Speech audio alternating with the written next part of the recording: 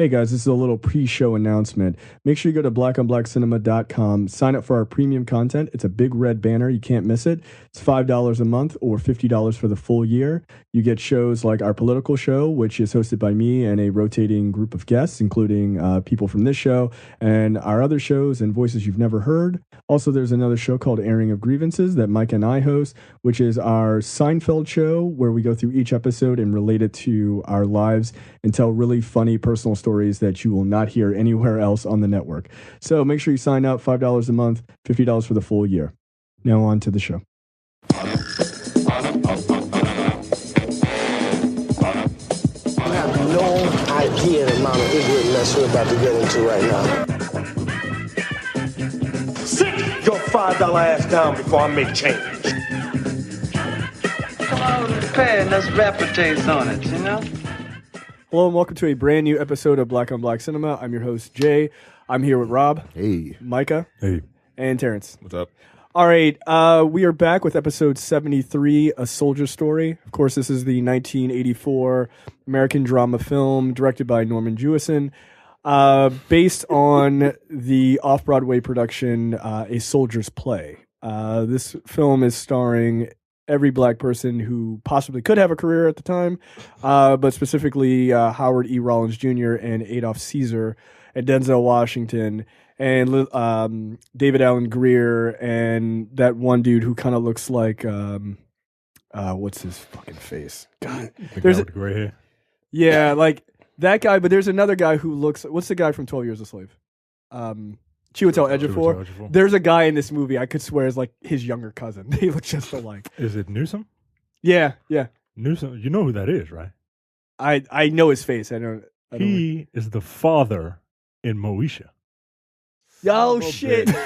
Oh shit! He is. I was sitting there watching this with my wife, and she was like, "Who is that guy? He was from a '90s show." And I'm like, "What are you talking about?" And then I looked him up, and I was like, "Oh shit! Best known for the father role in Moesha." Was he the one with the somebody in here had a voice? I was like, that's Don Cheadle. That's not Don Cheadle. Like I was hearing it when I if I wasn't looking at the screen, I heard his voice. Look, if Don Cheadle was in this movie, I wouldn't even be surprised at this point. There's so many black people in this movie. It's great. But before we go into our thoughts on the movie, we do have a couple of 5-star reviews. And look, we've got a number of 5-star reviews since our last episode, so we try to break them up. So if we don't get to yours this week, they'll be in the next full episode. So the first review is from Phoenix Tetsu. The title is "Thanks for making my commuting so bearable," and this person is from Mexico. So thank you. Quote: "Thanks for all the intelligent, eloquent, and endlessly amusing content. More than once, I have erupted in laughter riding the subway, and people look at me thinking I am an insane person on the brink of removing my pants or something. Keep it up, and please, please, please do a Kraptavanska." I'm ruining that word. Kraptavanska? Yeah, there you go. You didn't do it, nope. That is XXX State of the Union with Samuel L. Jackson, named Gibbons, locked inside a cage. I have to admit, I envy Micah's sexy, sexy voice. Well, hey. Gross. Como esta? Pretty sure it's a dude. That's my Mexican. that's your Mexican. That's my Mexican. Mexican. Good job. Wow. All right. the next review is from Battle Girl Deb. The title is just what I wanted. Looking all over for a podcast with this content, it was hard finding something I would love. Then I saw you on here and listened and fell in love. Hoping you'd do more of the movies from the 70s and would love to see what you think of movies from the 60s and the 40s. 5 stars. So thank you. The next one is from Tin Man 215. The title is Movie Request. Quote: "Would love you guys to review Major Payne." Shut up. There's a theme, by the way. It'd be great to get a review from Jay, Heavy D, Micah, and Terry. Well, fuck you. Hey, you know what? I'm not I'm not that heavy anymore, so I refuse. Former Heavy D. Former Heavy D, yeah. Middleweight D. Wow. You know what? All right. on my way to featherweight D, bantamweight D. I can take that while we're reviewing Major Pain. Speaking of Major Pain, here's another review from Mr. and then a bunch of Japanese letters. The title is You Asked For It. Quote, I humbly request that host Jay, Micah, Rob, and Lil Tear Bear review Micah Major Pain starring Damon Wayans. Why? Thank you. All right, look, if we refer to Terrence as Little Tear Bear throughout that review, I'd be willing to do that it. shit if you want to. At some point, there will only be three of us because somebody is going to get murdered. Oh my god. I don't even. So I'll leave Okay. it. I'll leave it there. There are other reviews that we will read in our next full episode. So thank you for all of those. All right. By the way, I'm pretty sure. I don't know for sure, but I'm pretty sure Tin Man 215 and Mr. Japanese Letters are the exact same person, which makes it equally as funny. So again, we are reviewing A Soldier Story. So we'll start with Terrence and go around our thoughts on this movie. I've seen this movie multiple times. I used to watch this with my grandmother for some reason. I don't know why. But I had never really remembered the entire thing. This is a really good movie. Like, the cast is good. The acting, some of it is a little... Like, I can't take David Alan Grier seriously. Nope. No, I'm sorry. It's impossible. I can't. It's impossible. But aside from that, when everything he says is hilarious to me. But aside from that, the movie is really good. It's a murder mystery. Yeah. It's a black murder mystery. Unfortunately, it took place in the 40s when black people weren't shit. Still ain't shit. But Right, as opposed to... There's more than one black officer now? I don't know. Yeah, this is a 4.5 out of 5 for me. I really like this movie. Like, watching it again as an adult, it's a great movie. Okay, Micah. This is a really great movie, guys. I just like to say the day of the Geechee is over. And I can't keep doing this voice. It's like a smoking commercial. This movie's really... Burl, man. This movie's really good, man. Wanna hit me, nigga? Come on, then. There's so many fucking great lines. Motherfucker. Like, Yo. Shiftless niggas. Like, God damn, take it easy on me. I see eye on a lot of things. This movie's really good. Terrence, I think you are the only one that may have had some sort of military experience. Is that true? Was your military experience just like this? Yes. I had a bunch of people. No, I mean, like I said before, the military, basic training is there to break you down and build you back up. I wasn't in the South. I was in Jersey. It looks like it was hot. Oppressively hot. Yo, those niggas look like they were getting ready to wrestle. Everyone was so oiled up. They oil them up and like they getting ready to fucking throw down. Yeah, but you kind of hate your commanding officer when you're going through boot camp. But then when you're done, he's the coolest fucking dude in the world. Right. It's But just an immediate this nigga switch. wasn't. we're just bullshitting with you. Right. We all good, baby. No, he wasn't. No. He was just a fucking prick. Yeah, the movie's great. I mean, I don't know what else to say. I echo everything that Terrence said. This movie was fantastic. I had never seen it before.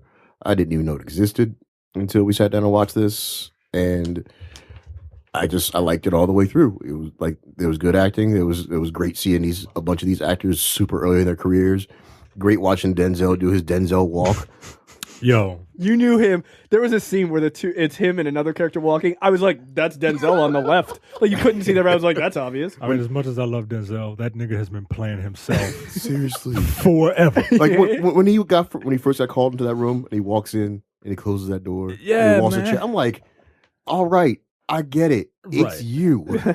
Like he is one of those actors that has transcended his ability. Like I think he's a solid actor, but he doesn't really act. Like Denzel doesn't have like too much range. No. No, That's he why doesn't. they hire him for very specific roles. And for some reason they're all like New York cop? Perfect. yeah, they're perfect, but they're like a lot of his roles are him being a Southern guy with an incredibly thick New York accent. I'm from Alabama. No, No, you're not. Nigga, you're not even from South New York. Like, what the fuck? Oh my god. You're barely south. So yeah, it was great. I just really I really liked it. It was really intriguing watching the twists and turns happen. Right. Yeah, it was hot as fuck. That one dude sat down and stood up when it was nighttime, like he just walked out the shower. Yeah, dude. It was like the shower is not taking. Like, Yeah, that was just. I smell you niggas when I hit the door. Like, God. Damn. Yeah, I'm going to, because I watched it while I was working. I'm gonna watch it again with my fiance, and I'm looking forward to watching it again. Yeah. And you score. 5 out of 5, I guess. All right. Look, I really enjoyed this movie. I look, like Terrence said, it's a murder mystery. Murder mysteries I love. Like, especially, like, I could slightly tell, like, one set of characters couldn't have been responsible early on, but other than that, like, I didn't know, because I'd only seen bits and pieces of the movie over the years. Mostly it was when Waters was giving every black person he came in contact with shit.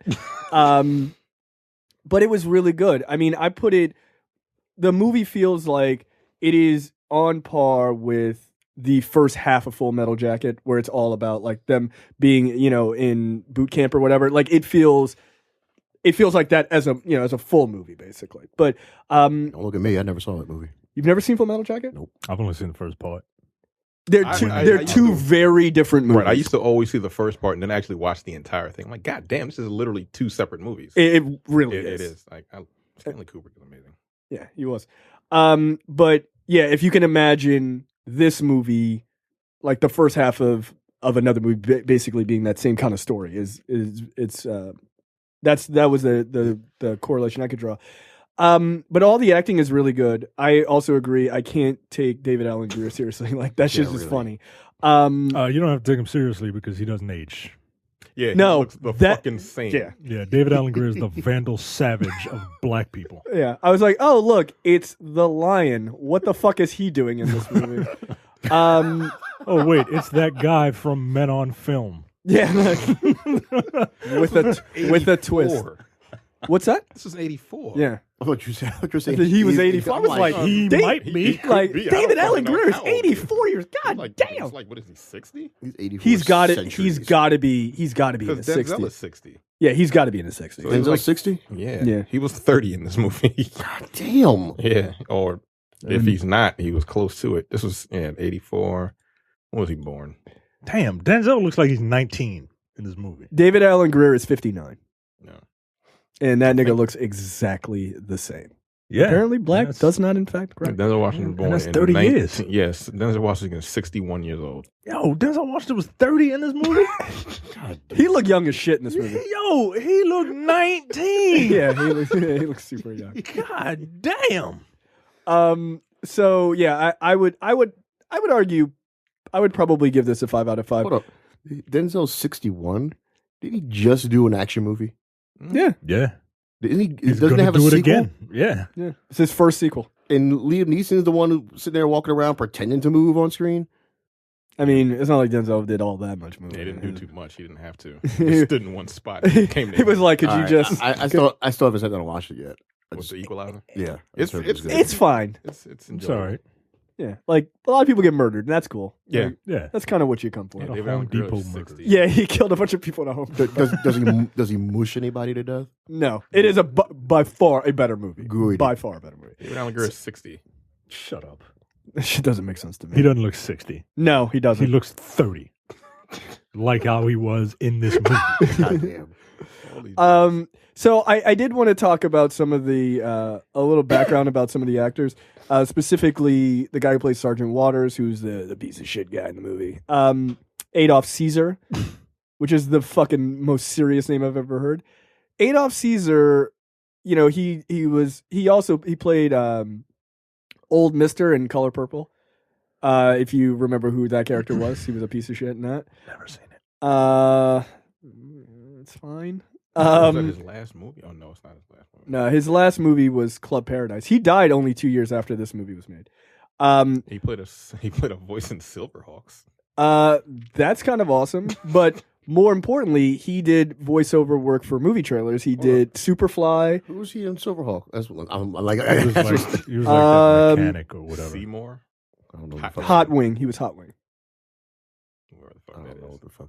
He's a bird. Like, I don't- Was he I one of don't the know what that birds? Oh no, no. It doesn't matter. Who cares? But so he did the voiceover work for the trailers for Cleopatra Jones, Superfly, Truck Turner, and he did the Spook Who Sat by the Door, which is kind of awesome. And I actually went back and watched those trailers today, and like you hear like it's immediately like obvious, like oh shit, that's him. Why isn't he calling someone a Geechee at this point? I'm assuming he's dead now. Yeah, He died in 86. Oh damn. Which is a shame because that right dude after was this movie. that dude was really fucking good. Also, he was named Adolf Caesar. He was born in 1933. That's unfortunate. Like that's like that is some fucking timing, dude. Like Adolf, that's a good name. Here's a guy taking a oh shit. Adolf, that's a good name. And Caesar, he's a ruler. Yeah. Oh. Yeah, we fucked up. Yeah, I was like, is this his real name? Yeah. Fucking Adolf Caesar. With that voice? Like, you can't do anything but be villains, man. Yeah. You are a villain. Yeah, pretty much. Yeah. Goddamn motherfuckers. That's Big Heil. Jesus. But that's what he fucking said. Go back and watch the trailer for the Spook Who Sat by the Door. That's exactly what it sounds like. It's like the voice they do on the Quentin Tarantino movies, like the Machete. Grindhouse movies? Yeah, like Machete. That's the voice they're imitating is his. So it's kind of funny, but that's that dude's legacy. Yeah, he sounds like those 12 o'clock boys that we just heard outside in their dirt bikes. Yeah. You're ridiculous. All right, let's get started. So we open the movie. It's 1944 during World War II, and we open with some woman who hawks her sweet potato pies at a Walmart, singing at a nightclub filled with a bunch of black soldiers. Oh shit. The funny thing is, the second I heard her sing, I was like, "That's Patti LaBelle." Yeah. Like, what the fuck? Like, that's the most obvious voice I've ever heard. Why isn't someone screaming about her pies in the background? Yeah. That's so Um, weird. I haven't had one of those. You have? I have not. I haven't. I feel like I need to try it. I don't know if I want Patty's pie. You fucking asshole. Back in the day? Kind of old. Yeah, back in the day, though. But it's not back in the day. No, it's I'm gonna not. have to knock the dust off of that pie. Lettuce. Bring them. You sorry. fucking- I need to know who wants to fuck octogenarians. Get the fuck out of here. Another black ass name, Vernon Waters, played by Adolf Caesar. You Is an should army. have just gone by Adolf Caesar. It's even worse. Jesus. Again, Adolf Caesar Mussolini is an army sergeant in charge of Company B at a platoon of black soldiers. He's very drunk and he's staggering along a road along Fort Neal, a segregated army base in Louisiana. Waters' last words amidst his raucous laughter were, they still hate you, they still hate you, before he is shot to death with a .45 caliber pistol. Cut to the barracks where it looks like auditions for Chocolate City are happening here because there's a bunch of sweaty niggas half naked. Captain Taylor comes in and he tells his platoon to not leave the fort in search for Waters' killer. The general consensus is that he was killed by local members of the Ku Klux Klan. Klutz. Oh, I'll accept it. hey, they have a stupid name. Guys. Yes. I don't know what to tell They you. also tripped a lot. Cut to Who are we offending here? right Nazis, Yeah, like, Can I just point out that Klansmen. the white people are dry as shit. nah, dude. Captain So-and-so's got a fucking, like, Wu-Tang emblem in the back Oh of his shit! I didn't see that. It's hot as shit, Yeah, too. it's fucking oppressively. I couldn't take Why it. do people live in the South ever? God damn. No. Cut to the arrival of Captain Richard Davenport, played by Howard E. Rollins Jr. The whitest name ever. He is a black officer from the Judge Advocate General, and he is sent. Jag. The funny thing is, they still treat him like shit when he's like on the bus. They're like, get up, boy, hurry up. I'm like nigga, I'm a captain. God, get a move on. Nigga, you black. You black first. That's right. Yeah. I think that scene was intentional just to show that they were all sitting in the back of the bus to let you know. Yeah. Oh, yeah. That's a good point. They were like, this is what you're getting into right now. Yeah. So. He is sent to investigate the murder. Hold on a second. David Alan Grier, I could take more seriously than this dude that shows up to pick him up at the damn bus stop. And who shows up to pick him up? Oh, Meteor Man shows up. Still flying half an inch above the ground because he's scared and a little whiny bitch. Well, it's so funny. Somebody in our fan group, blackandblackcinema.com/fans. So in our fan group was like, oh shit, you guys are doing 2 Robert Townsend movies in a row. I'm like, man, fuck you, dude. I didn't even realize. I forgot he was in this guy. I didn't know he was in this. Oh, when he was at the bus stop, I'm like, no. Yes, boss. Oh, but yes, sir. Like that's another dude that just sounds the same, looks the same. He really does look the same. I don't know. Not now. Now he looks fucked up. Oh, really? Yeah, he's old as shit now.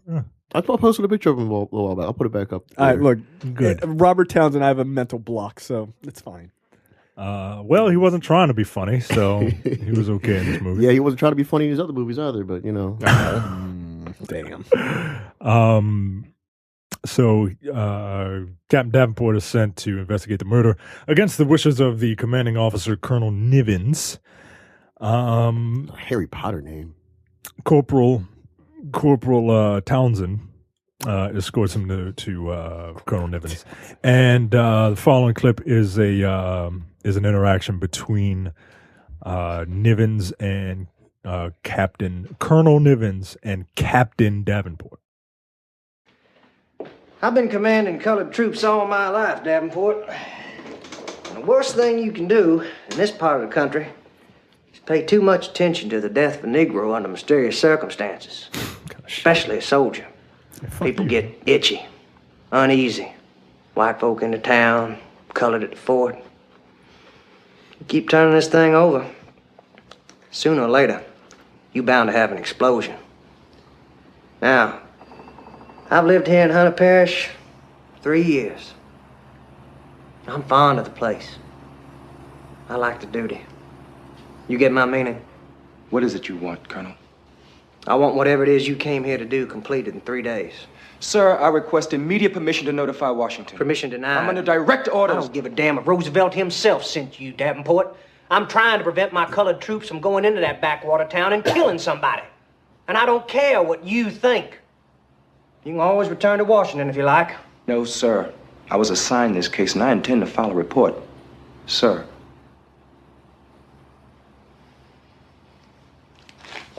Here are your instructions and our reports. Captain Taylor's man will help you get settled. Taylor was water CO. That'll be all, Davenport.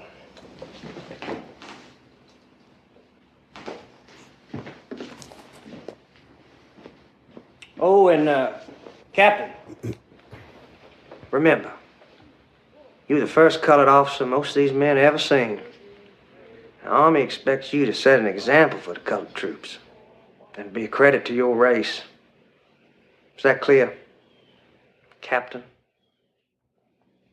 Yes, Colonel. Yeah, fuck that guy. I'm into duty. I would be so pissed if someone said, be a credit to my race. I don't know what it is about white people, but like I have to assume that they're not racist, right? But they sure as hell can play they sure as hell can play the shit out of a racist character in a movie. I mean, is it that hard? I have to think if you're surrounded by all black actors and you're the only white guy, I bet you could come up with some racist shit radically like, look at all these shiftless niggas. Yeah, of course you can come up with it. You pull it where you know it from, man. I guess so, man. Look at a picture of your grandfather. What would he say? And then you go and then just go at it. My grandpappy do. Listen, did I tell you guys the story of my mom dealing, because my mom used to be in the military, and she had a friend in the military. This is in the 70s. where her friend was white, and she was from Boston. And her friend's father, so like super racist, like so the South Carolina of the North, and so this white chick's father was like coming down to Maryland to visit her, and she was like, oh, they were like close friends. She was like, oh, I want you to be my dad, but like just so you know, my dad's it's like he's kind of a racist, right? Like he's not gonna say any like shady shit, but like my dad's kind of a dick. I'm sorry. I want you to meet him. Right. Like so, my mom's like, all right, my mom, like she don't give a fuck. That's just kind of her attitude about most things. And so they all went out to dinner or something like that. And then at the end, he was like, you're a really nice person. You're a real credit to your race. And my mother's response was, so are you. And just walked out. I mean, like the whole, like that whole thing of that term, that phrase, like everything about that phrase is offensive. It is, but it's weird because they think it's coming from a good place. Right. Yeah. They're like, wow, you really do know how to speak well. Right. You're so articulate. Like, I hate all that shit. Like, I just. That's why that's why the subtitle for our show is Articulate Movie Reviews. Yeah, I came up with that shit. Yeah. Because I fucking hate white people. That just means you're the first good one that they met. Yeah, so when they meet another one, oh, you're one of the good ones. Yeah, like you're an exception. When I used to work at Comcast, I heard somebody say that over the phone. Yeah, I remember you telling me that. Yeah. Really? One of the good ones? No, over the phone, it was some old white dude, and something was wrong with his shit, and he called in, and they got it fixed. And before he could hang up, or he thought he hung up, he was talking to his wife. He was like, I got one of the good ones. I was like, does he mean Comcast? Right. He doesn't mean Comcast. No, he doesn't mean Comcast. He's like, we got one of the good ones on the phone. I'm like, no, you motherfucker. Now get my hood out of the trunk, and I gotta go riding. Like, oh shit. But yeah, the credit to the race thing is just bizarre. Like that's just it's a bizarre statement because what you're saying, like if you're a white person listening and you're like, oh yeah, I know that's bad, but you don't know why it's bad. You're just implying in general that all other black people are terrible except for this one person. Yeah. So they are a credit to their otherwise, how you see it, a shitty race. Could you imagine? Could you imagine saying this shit nowadays? Like hearing someone say that to me, I'd flip the fuck out. What a credit to your race. Yeah, I'd flip out, dude. Like if someone said that shit legitimately to me, I'd flip out. I say we need to take that shit back. All white people listening and enjoying this podcast, you're a credit to your race. You know what? I'll allow it. That's not bad. That's a good way to flip it. Yeah, but are they? They're an exception to the race. I don't know about it. They're an exception to the rule. There you go. You're an exception to the rule. I mean, hey, look, this is not me, folks. Is Andy a credit to anything? God damn. I mean, one could argue probably not. I mean, he's a credit to redheads. Is he though? It's him and Sheamus.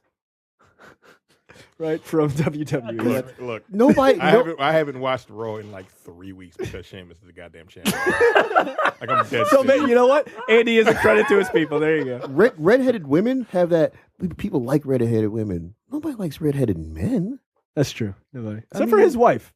Andy's wife likes him. But she's also a redhead. Does she like him? She's just trying to keep the race alive. Yeah, she's keeping her race pure. Is she settling? Is she settling? No, come on, Jack.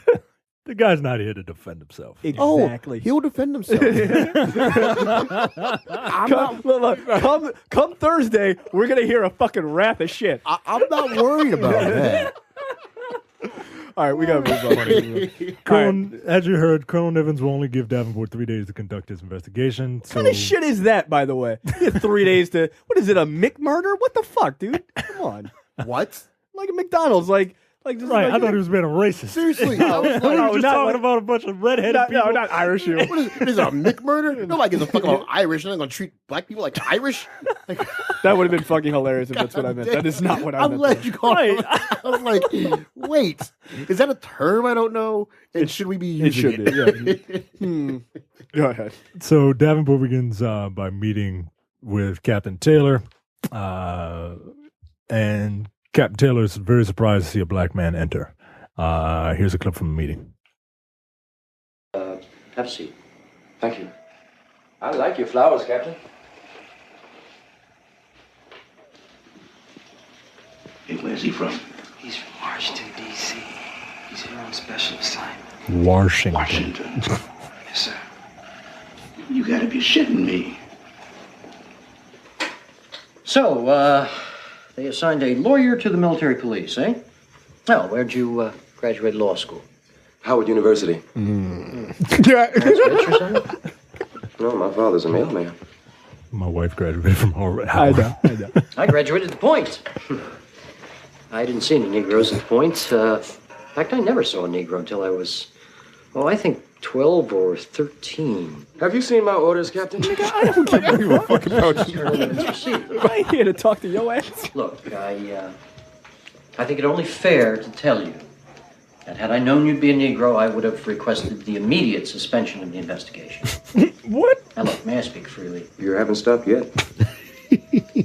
Look, these local people aren't going to charge a white man in this parish on your say-so. Now, Nivens knows that. He doesn't give a damn about this killing, and your being here proves it. Now, they're making a fool out of you. Can't you sit? Will you take off those damn sunglasses? I like these. They're like MacArthur's. I like big I like my Now, August. look, let me explain something to you. You go near Tynan in your uniform, sounding white and charging local people, and you're going to wind up just as dead as Waters. I mean, this isn't Washington, Davenport. I know where I am. Well, do you know how many times I've asked Nivens to look into this killing? Every day since it happened. You suspect someone? Don't play lawyer with me, soldier. With you on this case, we are not going to get anywhere. Like it or not, Captain, I am all you've got. Your orders instruct you to cooperate. Now, is there anything else? Ellis! Yes, sir. Captain Davenport will need some assistance with the man. Yeah, look. One of the things I like about this is that the captain, he gives no fucks. Captain Davenport gives no fucks. I'm not taking these sunglasses off. They look like MacArthur's. Fuck you. Like, nigga, you know you in the South, right? Like, they don't care that you're kind of string your ass up Captain Bars just the same. But I don't know. I think Howard E. Rollins Jr. does a really good job in this role. He went to the Sidney Poitier School of Acting because he sounds just like that. Yeah, he really does. He really He does. did it at night too, wasn't he? Same played director. Tubbs. Right. Same director, by the way. Tibbs, I'm sorry. Tibbs, yeah. I said Tubbs. You know what else? You know what else this director did? Moonstruck? A movie that we reviewed, starring Denzel Washington. Which one? The Hurricane. Jewison? Yep. Yeah.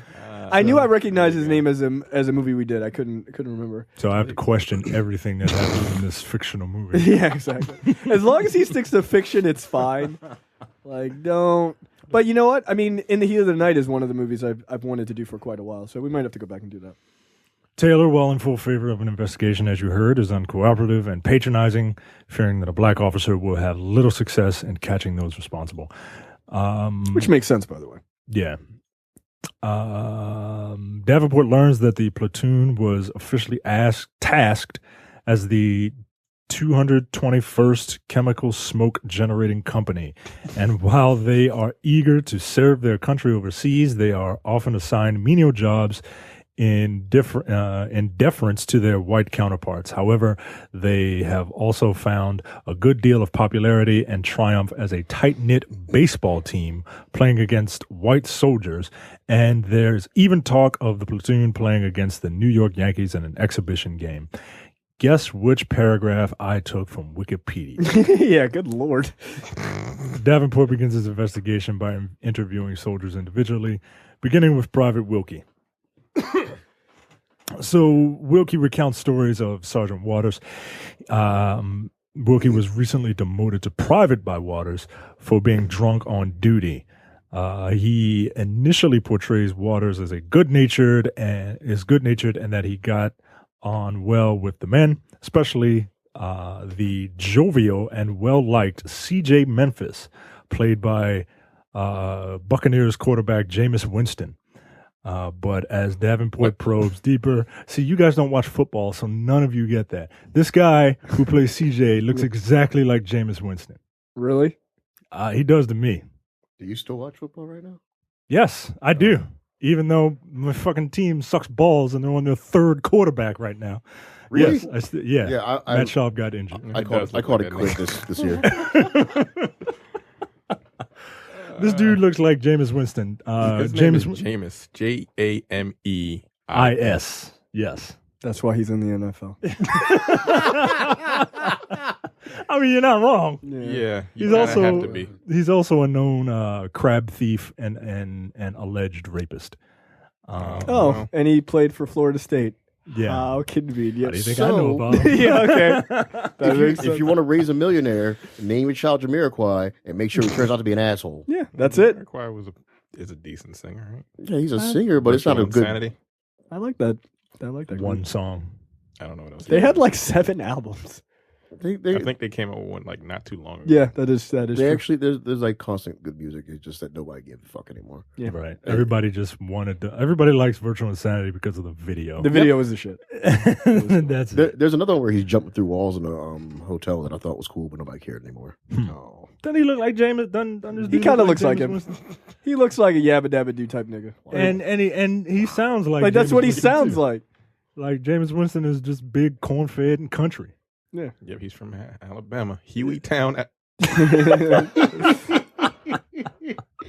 Hueytown. How apropos. He nailed it all the way through.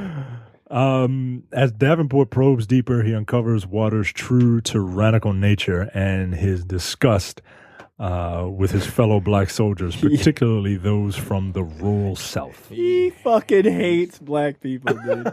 He hates them. God damn it, he hates black people. Has there been a person who has hated black people more on any episode we have ever done than Sergeant Waters? I don't think so. Who's been more of a racist? Yeah, I don't know, man. Like, I feel like this dude is the worst. I'm trying to think maybe somebody in Watermelon, man. Those neighbors that rolled up and decided to kick out their neighbor because his skin color changed. Yeah, like, even them, I feel like they'd be like, Sergeant Waters, take it fucking easy. They're your own people. God damn. But those people were pretty fucking racist. Here, we'll give you $100,000 to get the fuck out of here. And they're just like some fucking rich-ass white people. Just throw money at a problem and hope it goes away. Look, if white people want to come for me and kick me out of my house for $100,000, I'll take it. Yes, boss. Time to go. I'll take my little Indian wife. Me and her, we leave. And give me the money. Wilkie makes mention of rumors that the KKK committed the murders, but he is doubtful that they had done it. He is doubtful that they committed the murders, having heard that Waters' stripes and insignia were still on his uniform, and aware that the Klan's typical MO is to remove them before lynching their victims. This next clip is a clip that I entitled "Is Sergeant Waters quote New Black?" And I figured maybe we can have a discussion again on that. Okay. See this? My wife let a neighbor take this just a couple of weeks ago. Nah, it's not for my son. See, when this war's over, things are gonna change. And I want him to be ready for it. I'm sending some big white college. Let him rub elbows with the whites. Learn the white man's language, how he does things. White don't rub off. Well, what we gonna do? Stay behind and everything? Hell, you can see it there in the army. White man running rings around him. A lot of us ain't had the chance some white boys had, Sarge. Oh, that ain't no excuse. My daddy shoveled coal from the back of a wagon all his life. Couldn't read or write, but he saw to it that we did. Now, not having is no excuse for not getting. Can't get pee from a tree, Sarge.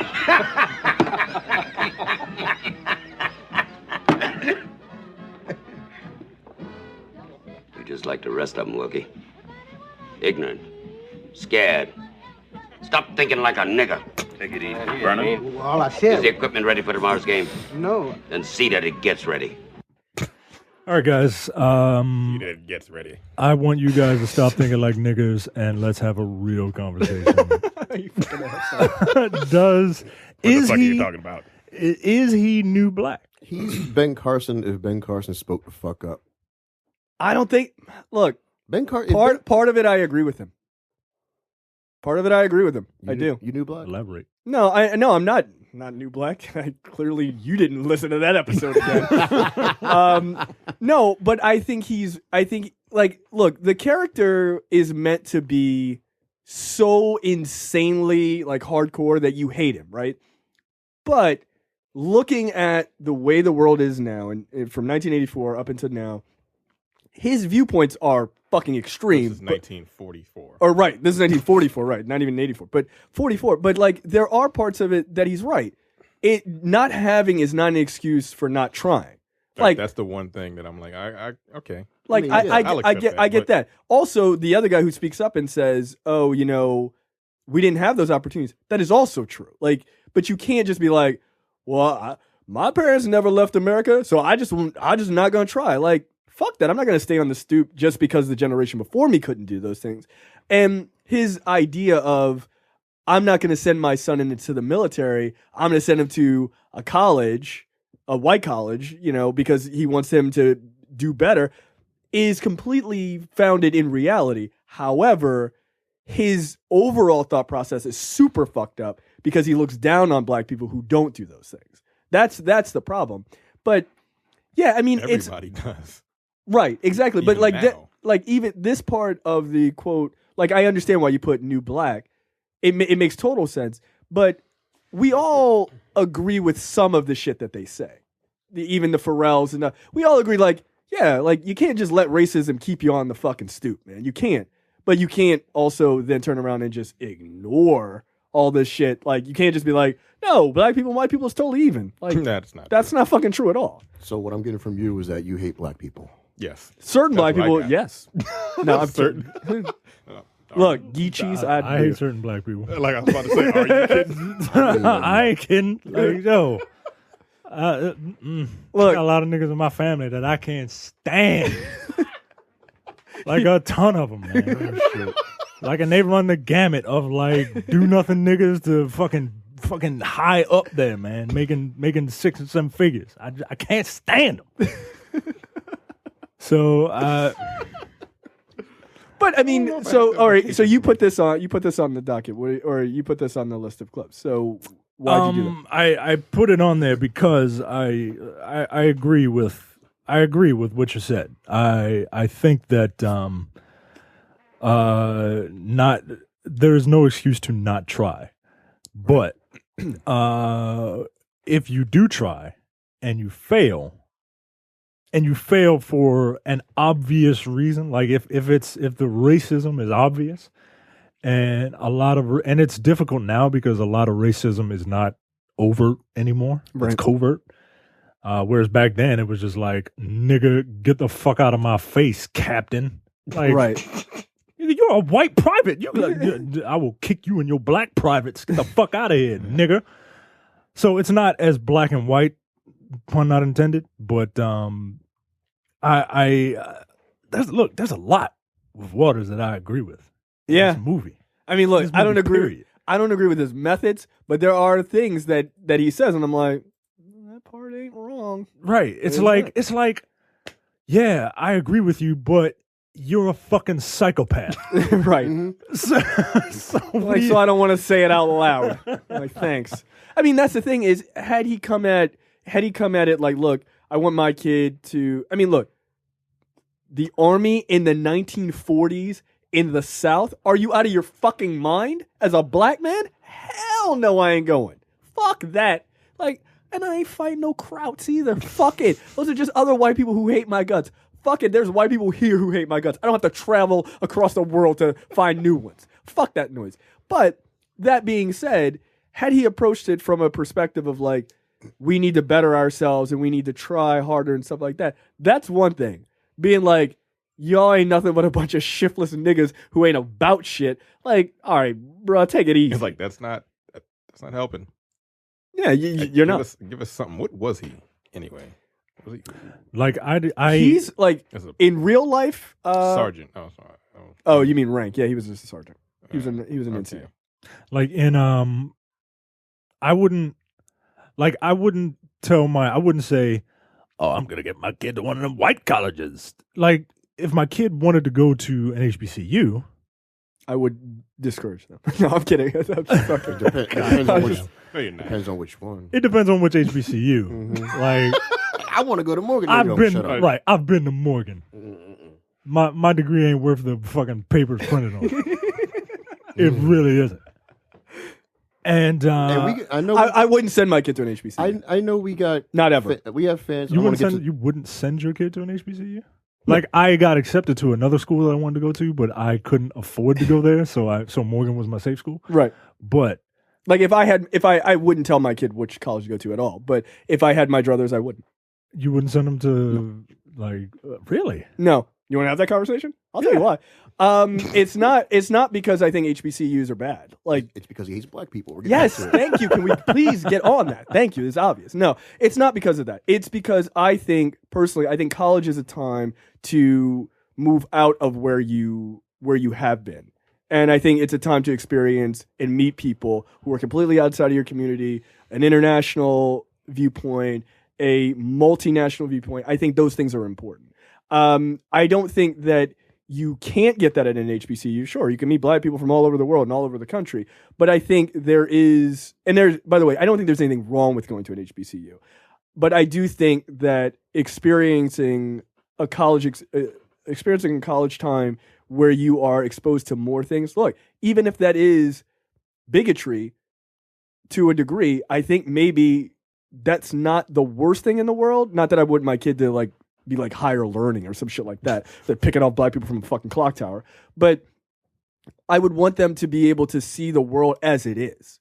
Because, look, I mean, the fact of the matter is you're not always going to be surrounded by 99.9% black people. You're just not. And if you're trying to get a job, it sucks, but it's just true. Like, that's just my view on it. That being said, I don't think there's anything wrong with going to an HBCU. I think Morgan is a terrible school, but that has nothing to do with it being an HBCU. But yeah, if I had my druthers, I would prefer that my kid went to somewhere else. I just would. So send your fucking letters because I know. Would you send your kid? Let's split the difference. Would you send your kid to Brown? Because it has Brown in the name. Yes. Sure, because Brown is a fucking Ivy League school. That's funny. That's as close to an HBCU as I would. But at the same time, I would also be leery about sending my kid to like an Ivy League school. I would. Like a Harvard or something like that, I would be.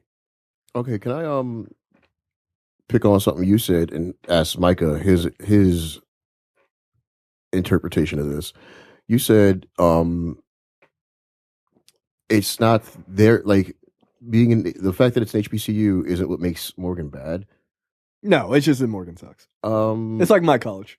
Like it wasn't my experience there is that Morgan is bad because it is not trying to move above its station. That it is. I never went there. I'm actually just saying it to give him a hard time. Now, would you feel that way, Micah? Yeah, I think Morgan knows what it is, and it is trying to be that. And Morgan desperately kind of wants to be Howard, but it's not. It's the same Howard's thing. A good school. It's the same thing that Howard can think. I'm sorry, and I know there's Morgan State graduates that are proud of their degrees that listen to us. But I'm a Morgan graduate, and I had to bust my ass to get that degree. And while I joke, I am proud of it. But at the same time, why? At the same time, I wanted to go to somewhere else. I wanted to go somewhere else. Like I did. And I don't know what Morgan's doing now. I don't know, what strides Morgan has taken to better themselves. Took down that butt ugly library. But right, and they put a nice new one up, and it's not a library. It's not? Yeah, I forget what it was. It's something else. I saw a commercial for it. It's an engineering Lame. school, I think. But at the same time, Morgan has that thing that Baltimore has, where Baltimore, well, I love Baltimore. It kind of knows what it is and doesn't want to be above like a big town, because you got DC, which is the where the capital is the capital, and then you got Philly right above it. And look, Philly ain't nothing but just older Baltimore. Yeah, that's all it is. Like, and this is not me just shitting on Philly like I normally do. Like, it's just older Baltimore. Yeah. but everyone from Baltimore has that chip on its shoulder, and Morgan is the same way. Mm-hmm. And it's just, I don't know. I don't know if I wouldn't have a problem sending my kid to an HBCU, but I would also, like you said, make sure that the kid will be exposed to different things. I mean that's literally exposure is literally my only issue, and it's not. Again, it is not to say, because I know some people will hear me say I wouldn't send my kid to an HBCU and they'll stop listening. But what I'm not saying it because I think they're all bad or somehow predominantly white schools are in fact better. Education, you can go to a great fucking college and get nothing out of it because you didn't give a shit, right? Like you can go to Harvard, and if your daddy, got you there and you have a fucking coke habit, you ain't learning shit for 4 years. Like, so it doesn't matter. That being said, I think that exposure to what you're going to experience in life, I think is important. And I think that it is a time where you will learn about yourself. That's right. That's part of why I disliked Morgan as much as I did when I was there. And I only did 2 years. I left before. I was screwing up my grades. I already screwed up my scholarship. I left because I wasn't going to get any further. I wasn't ready for college, but I definitely didn't want to be in that place. One of my English classes, the whole class got up my ass because I forgot who it was. Some random poet. She happened to be black. Read the poem out loud. What did it make you feel? I gave an honest opinion. It didn't praise the fuck out of it. And I got all the shit in the world. Yeah. My history class, I said Cleopatra wasn't black. People blew the fuck up. But she wasn't black. I know. Like, that's a known fact. She was European. Like, that was a known fact. Nope. Didn't matter. The history teacher, everybody. Like, I feel like, okay, hold on. Like, I feel like, do black people not know that? Like, I didn't know that for a long time. But yeah, like that's a known fact. Like she was moved from Europe, into Egypt. Yeah, that is 100% true. People don't know that. Yeah, like you can't really get that mad My at. teacher should know that. No. Like Elizabeth Taylor, like playing Cleopatra. That shit's not that crazy. Guys, I've seen the Remember the Time video. Cleopatra's black. Yeah, isn't that Iman or something? Yeah. Like I remember when people were like, "Yeah, look, the gods of Egypt. Look, they did Remember the Time. That was accurate." I was like, but Cleopatra's not black. Like she's not. I just want to point out, guys, the Egyptians weren't black. Yeah, Egyptians aren't black Americans, guys. They don't look like Eddie Murphy. What the fuck? It's Africa, but it's not like the Sub-Sahara. It's right. They're not that dark. Terrence, what do you think? You sending your kid to an HBCU if they want to go? Sure, why not? I mean, I don't like white people. I don't want to be around white people. No, I mean, look, I didn't go to college because when I was in school, I didn't have teachers that gave a shit. Oh. So it was kind of like I didn't like school, like just school in general. I just hated it. I hated most of my teachers, and I just didn't want to go. If my kid wanted to go to an HBCU, I wouldn't stop him. Right, of course. But I would probably rather them go somewhere else to get a little bit more, like you said, experience, because like I didn't get that experience, which is why I might have a bit of an issue. That was the most honest shit you've ever said. Like 100%. Like I can get along with anyone, right? I just have the personality where I can. Like I'm not an asshole. I can just get along with anybody. I can't. Yeah, see, that's like I can. As long as you're not a jerk, I can get along with you just fine. Doesn't matter what race you are. I'm stupid people repellent. Sorry. Like I said, as long as you're not a jerk. If you're really dumb, I don't want to have anything to do with you. Yeah, like I can't. If I can't hold a conversation with you, I can't. Like my brain might explode. Yeah. But I used to have that rule about women I slept with, and then I broke that rule, and I regret it.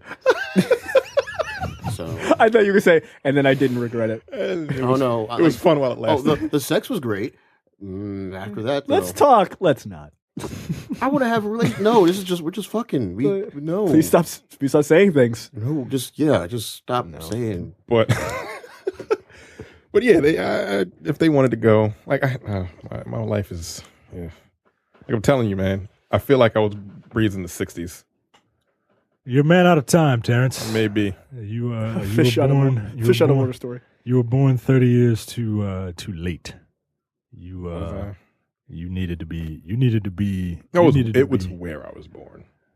Like people keep saying the South is racist.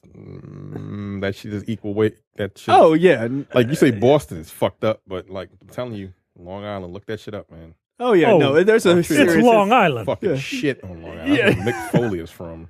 All them white people. Mick Foley, Doug Heffernan, what's his name? Bill O'Reilly. Well, Mick Foley's cool, All right. but what the fuck is that dude's name? The dude that's on all goddamn terrible ass movies. Nicolas Cage. Tim Taylor. No, Two-Man Taylor. Tim Allen. Oh, Tim Allen. The King of Queens. Oh yeah, that guy. He's from The Long Island. fucking almost called him Chris Farley. Yeah, The president. Paul Blart. In Pixels. Yeah. What?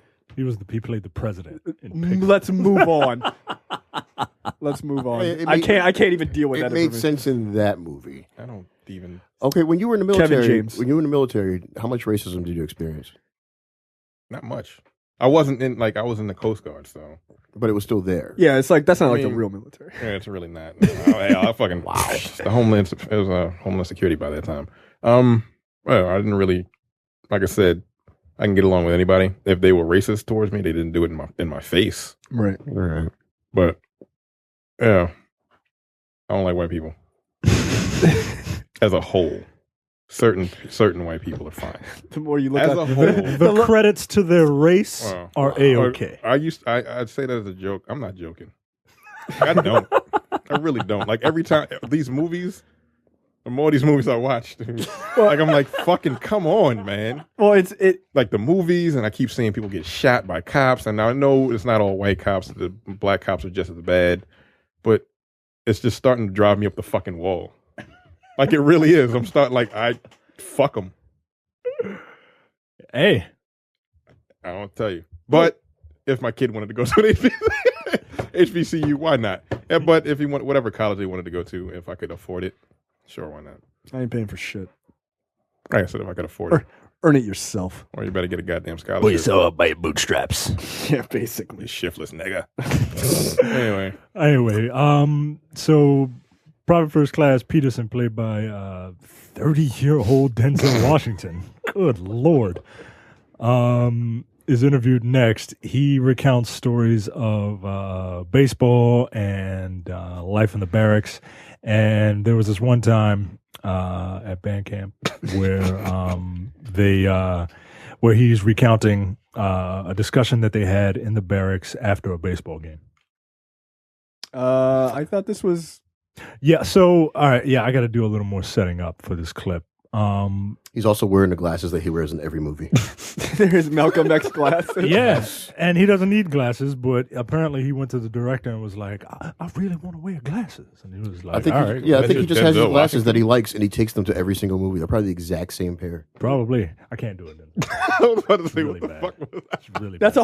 a hard one to pull off. When people do it and it's good, it's Like, really good. Like, I'm no Jay Farrow, guys. Like, Yeah, that his guy is can- really good. That guy can do it Denzel Washington. So in this clip, you're going to hear the guys who are very happy. They just won a baseball game and they got to win like a few more in order to play an exhibition game with the Yankees. But Waters comes in and he's telling the guys, stop goofing around and it's time to do some chores. Right.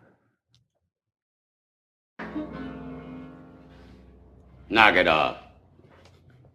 You don't need no more of that guitar picking sitting around the shack music today, CJ. Hates black people too. I want all you men out of those baseball uniforms and into work clothes. Shack music. You report to me at $1,600. We got a work detail. Paid in the lobby of the officers' club. Why can't those officers paint their own club? Oh, hell no, Smalls. Let the great colored cleanup company do it.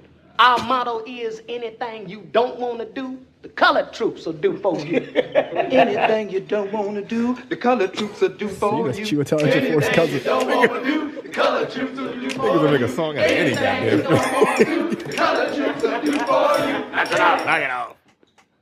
Let me tell all you fancy-ass ball-playing Negroes something. The reasons for any orders given by a superior officer is none of y'all's business. You obey them. This country is at war. And you niggas are soldiers. Nothing else. And something else. Nothing else. From now on, when I tell you to do something, I want it done. Is that clear? Yes, sir! Now get out of those baseball uniforms. I could smell you suckers before I hit the door. Hey, what kind of colored man are you? What kind of colored man? I'm a soldier, Peterson. And the kind of colored man that don't like lazy, shiftless Negroes. What kind of accent you ain't got to come in here calling us names. The Nazis called you Schwarzer. You gonna complain to Hitler they hurt your little feelings? It don't look like to me we could do too much to them Nazis with paintbrushes, sir.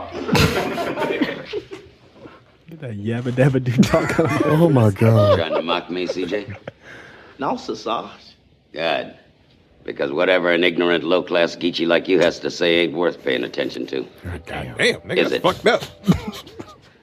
Is it? Is that? I recognize, Sarge.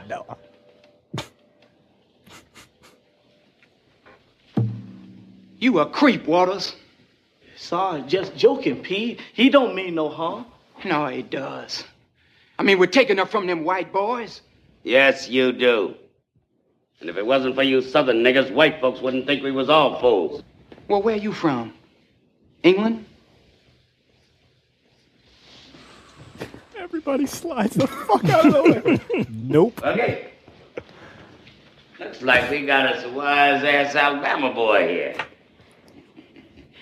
Yes, sir. Now, don't you get smart, nigga. Your fucking hands off me! Some Denzel ass You shit. wanna hit old Sergeant Waters, boy? Come on. Please. Come on, nigga.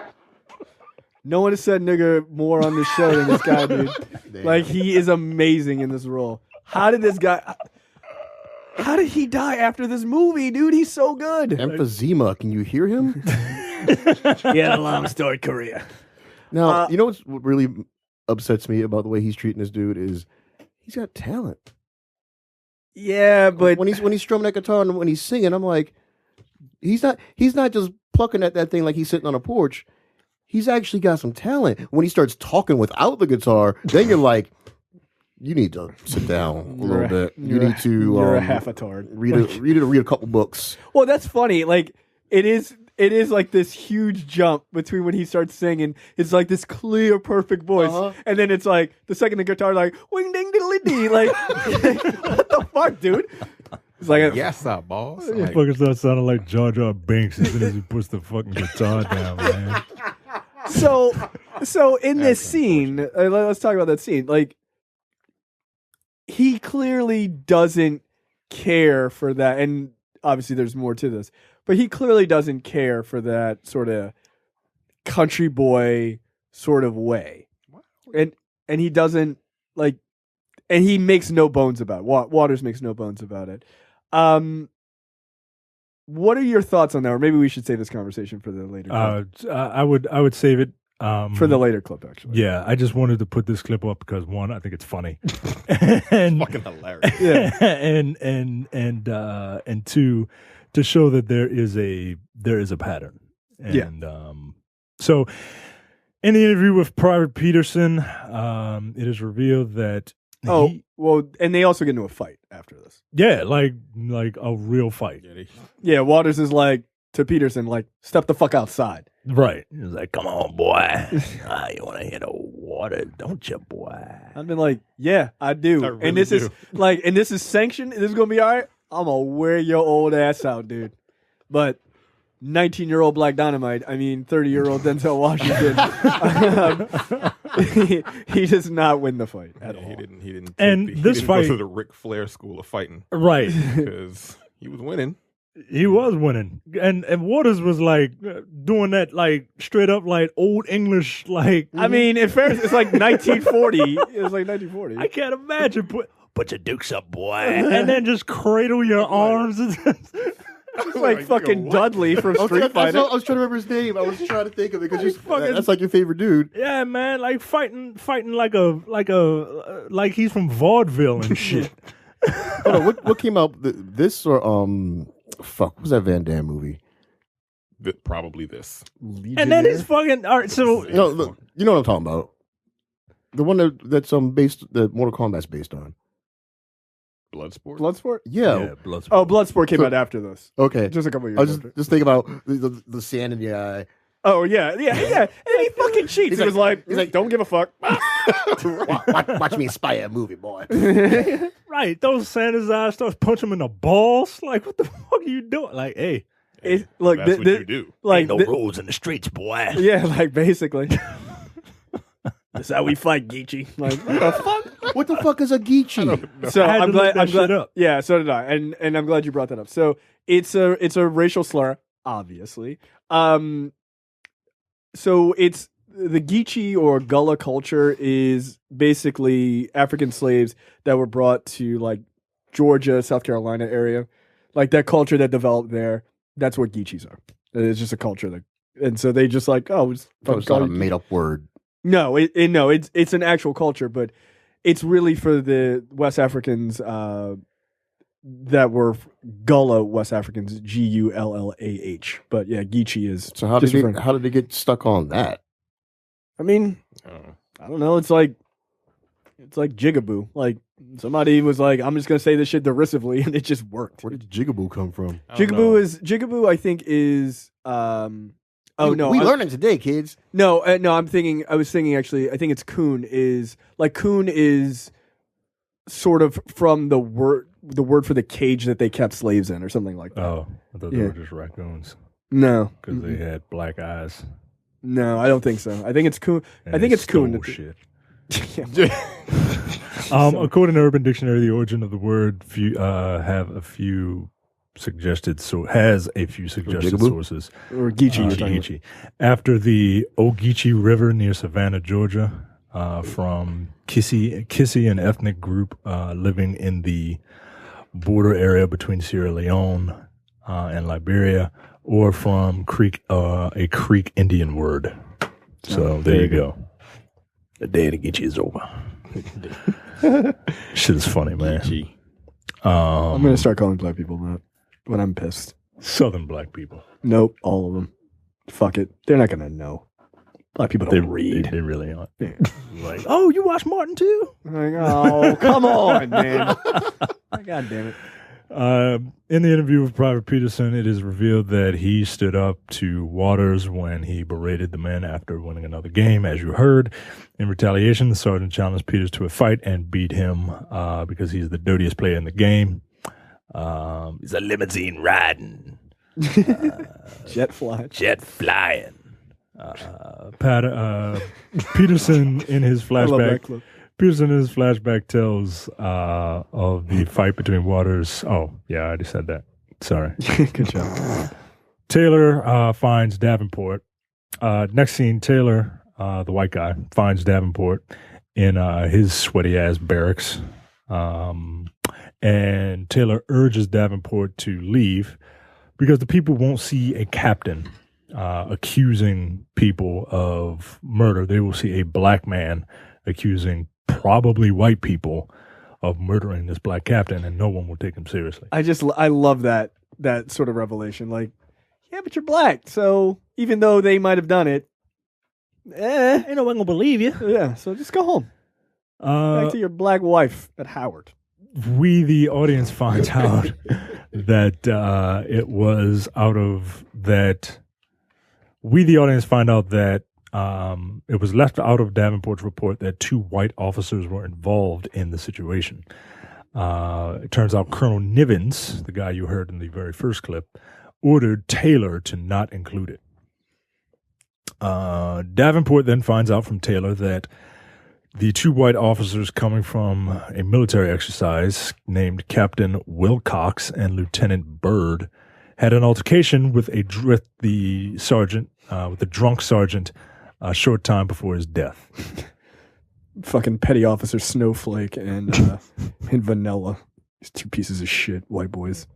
They big as shit too. Yeah, that white dude is fucking big, man. I wouldn't have fucked with that guy. He looks no. like the doctor from Scrubs. What's his name? Dr. Cox? Yeah, that's what he looked. I was like, what the fuck? But he's too old to be. Yeah, that's definitely not him. Right.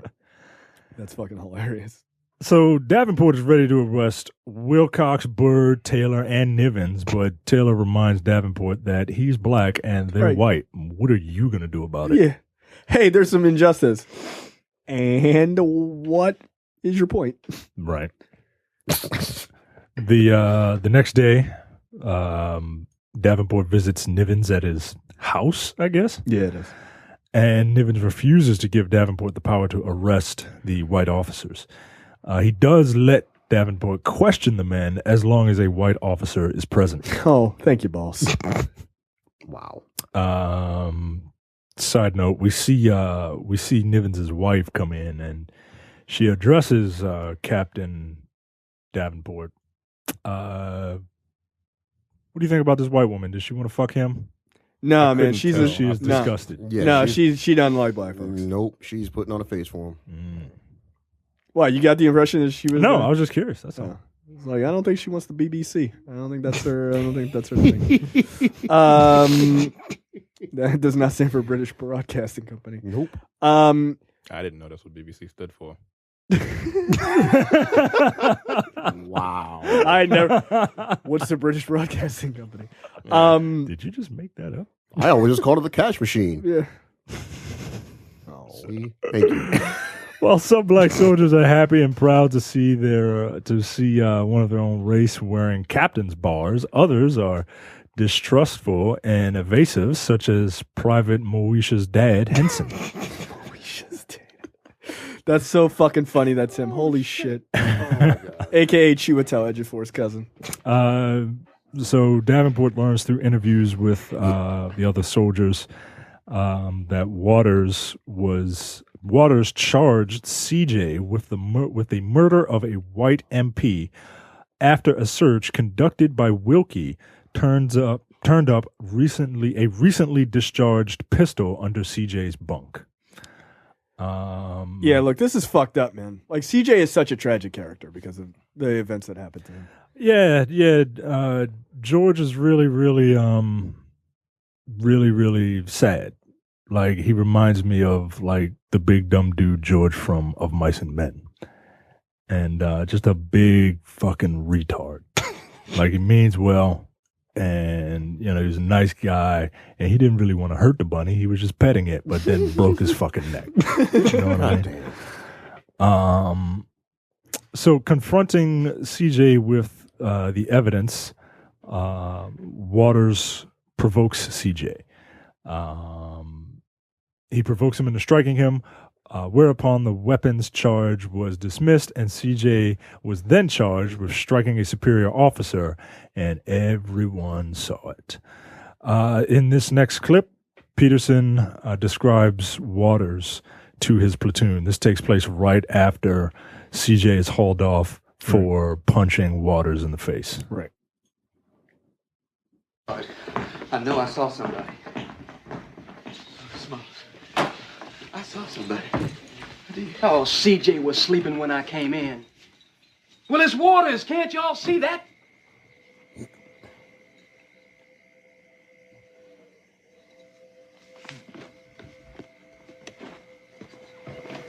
You know, I seen him before.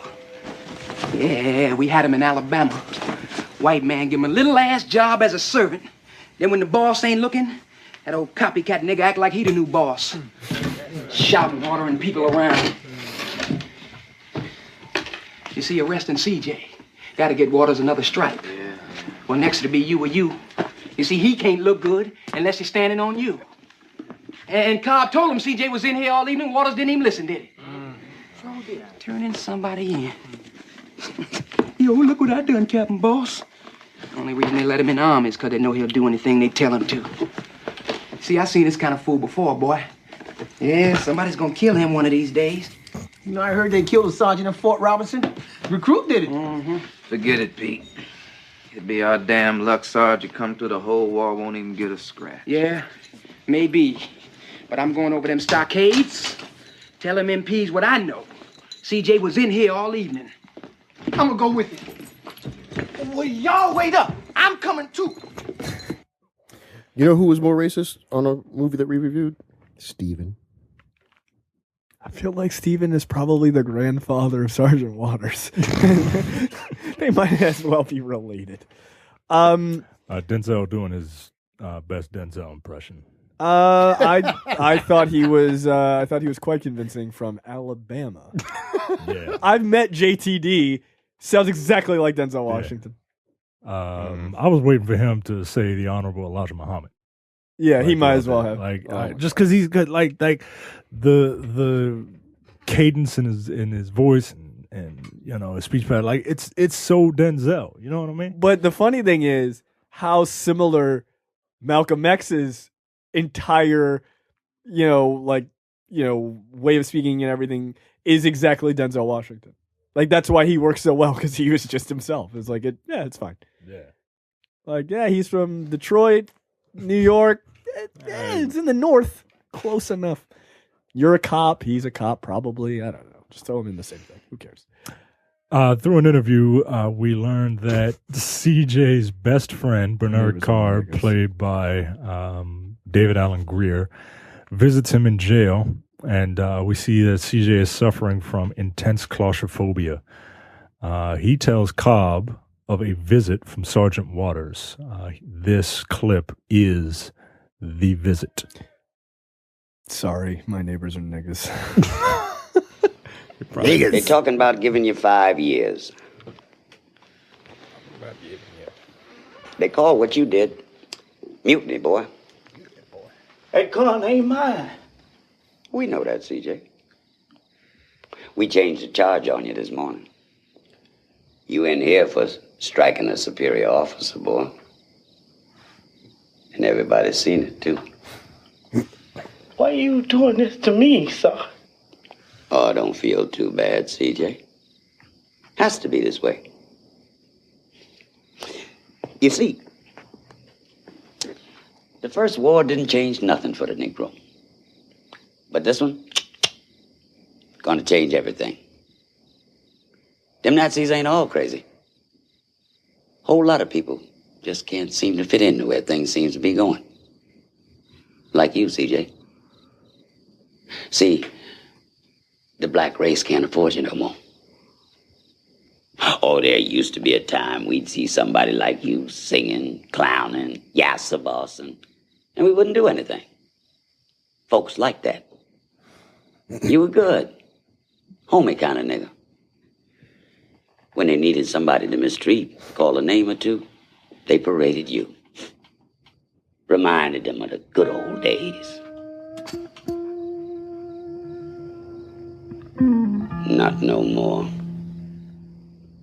The day of the Geechee is gone, boy. And you going with it. We can't let nobody go on believing we all fools like you.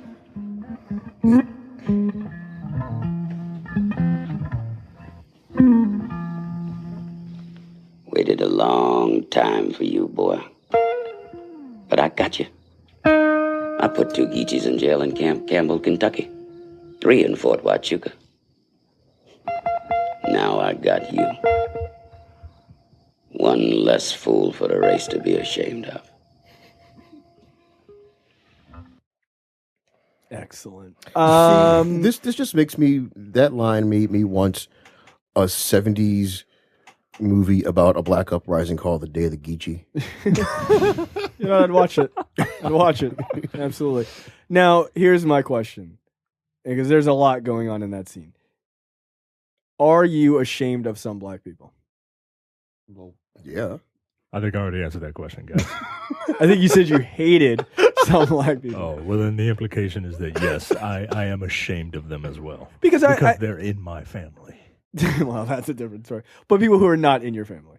Do you find the behaviors of certain black people is that embarrassing to you? Here's the thing. It shouldn't, but it does. Yeah. And every time there's a tragedy, I do like everybody. I pray for the victims. But you know what I also pray for? I pray that those people aren't black that committed that crime. I really, really do. I feel like that is a common thread throughout every black person in America. I say the same 5 words every time. I hope they're not black. I do, man. Yeah. Because that's what Muslims are going through right now. Please, Right. for the love of Every God, shooting. don't be Muslim. Don't be Muslim. Like, Because- oh, thank God they were white. Woo! Yeah, remember we made it, that guys. sigh of relief when everyone thought that shooting in California was white people, and then all of a sudden, Yeah, you were like, oh, come on. God damn it. I was kind of pissed. I was like, God damn it. You're fucking it up for your friends. Right. Like, why would you? God. Okay. You're just proving them right. Anyway, go ahead. I'm sorry. We I are like not. how we were all rooting for it to be a white person. I mean, I kind of That's a kind of white. Like, hey, look. man. like I just assumed it was. I just saw this story about some dude that stabbed this guy's wife while he was overseas in the military, Skyping with his wife, and this dude comes in and starts stabbing her while she's pregnant over the line. He's just watching. He can't do anything.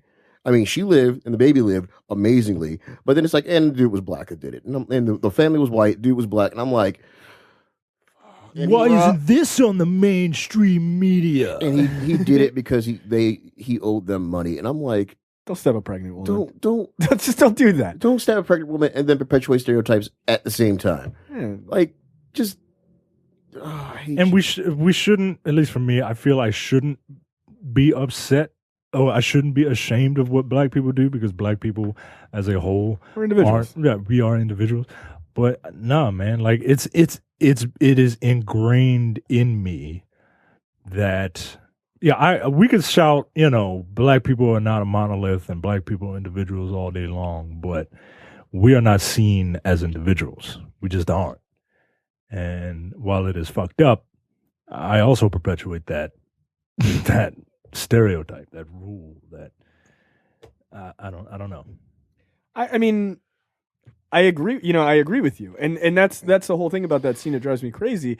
Is he's like one less person to embarrass the black race, and I'm thinking to myself, I don't want CJ to go to jail or whatever happens to him, but like, yeah, he's not wrong, guys. But I hate that fucking look, CJ literally. I cannot imagine that Neo did not take this character as his inspiration in Red Tails, where he's like, "Yabba dabba doo, I'm from the South." Like, it's the same character. You said Neo, I'm like, what's this got to do with the Matrix? Right. No, Black Neo with a Y, with an unnecessary a dash and a Y. But like this is not how you deal with this dude. You teach him a lesson. You don't throw him in jail. So he's like, what the fuck is happening? What lesson does he need to be taught? Right, like he's just dumb. Anything. No, I'm not saying. Okay, it comes off sounding like he doesn't need a lesson. He needs education. Right. Like, but this isn't gonna do it. You're not gonna stick him in a dog cage. No, but and expect him he's to get better. But the thing is, this nigga. yeah, but the thing is, because but the thing crazy. is, right? But the thing is, he's not looking to make him better. He just said wants him out of the fucking He just way. said the Nazis might have a point. Yeah, like that's yeah. He's a fucking black Nazi. a Blotzy. I mean, his name is Adolf. And I hate on purpose. Did they see that on the casting call? Like bring this Adolf dude in. this guy might be fucking perfect. Holy shit! And I hate that I think that way because I don't think that people deserve to die. I think that people are just individuals, and yes, people get on my nerves, but they have a right to be stupid, and they have a right to live their life in any old stupid fucking way they want. Right. And I'm not saying we all need to be fucking brain surgeons because brain surgeons right now ain't really doing shit for us right now. Right. So, but yeah, like Ben Carson embarrasses me. Yes. And if I could, the day of the brain surgeon is over. Like if I could get rid of all black brain surgeons were like him, I would turn into fucking Waters, man. You know the worst part about him is that he's a brain surgeon, therefore he must be smart. And when he says all this backwards anti-black shit, and white people that don't know any better, like, see, he's smart and he's saying what we're thinking. He's saying what's in my head. Oh my god. Psycho. That woman's a fucking lunatic. But I think that there is part of Waters' view in all of us, which I think is what makes him such a fucking sinister character. Because you're like, you son of a bitch. I fucking hate. God damn, he's not wrong. Like, God, this guy's got some points. maybe the Nazis weren't wrong. No, but I mean, it's just like that's not a good point at all. But like it's like watching The Spook Who Sat by the Door. It's like, you know, there are like two characters in that movie, and like you see both sides of what they're saying, and you agree with it. Like, as much as you hate Waters, and as much as he clearly hates just about every black person he comes in contact with. He's in the South right now, and he hates black people from the South. Right. He just can't fucking stand them. He would wish they were all dead. Yeah. So he's in a situation that he just does not want to be in. I'm gonna throw this out there because dude's lighter than me. And so, how was his upbringing? What did his parents look like, and where was he brought up? Well, let me ask you something. Because that matters. It does matter.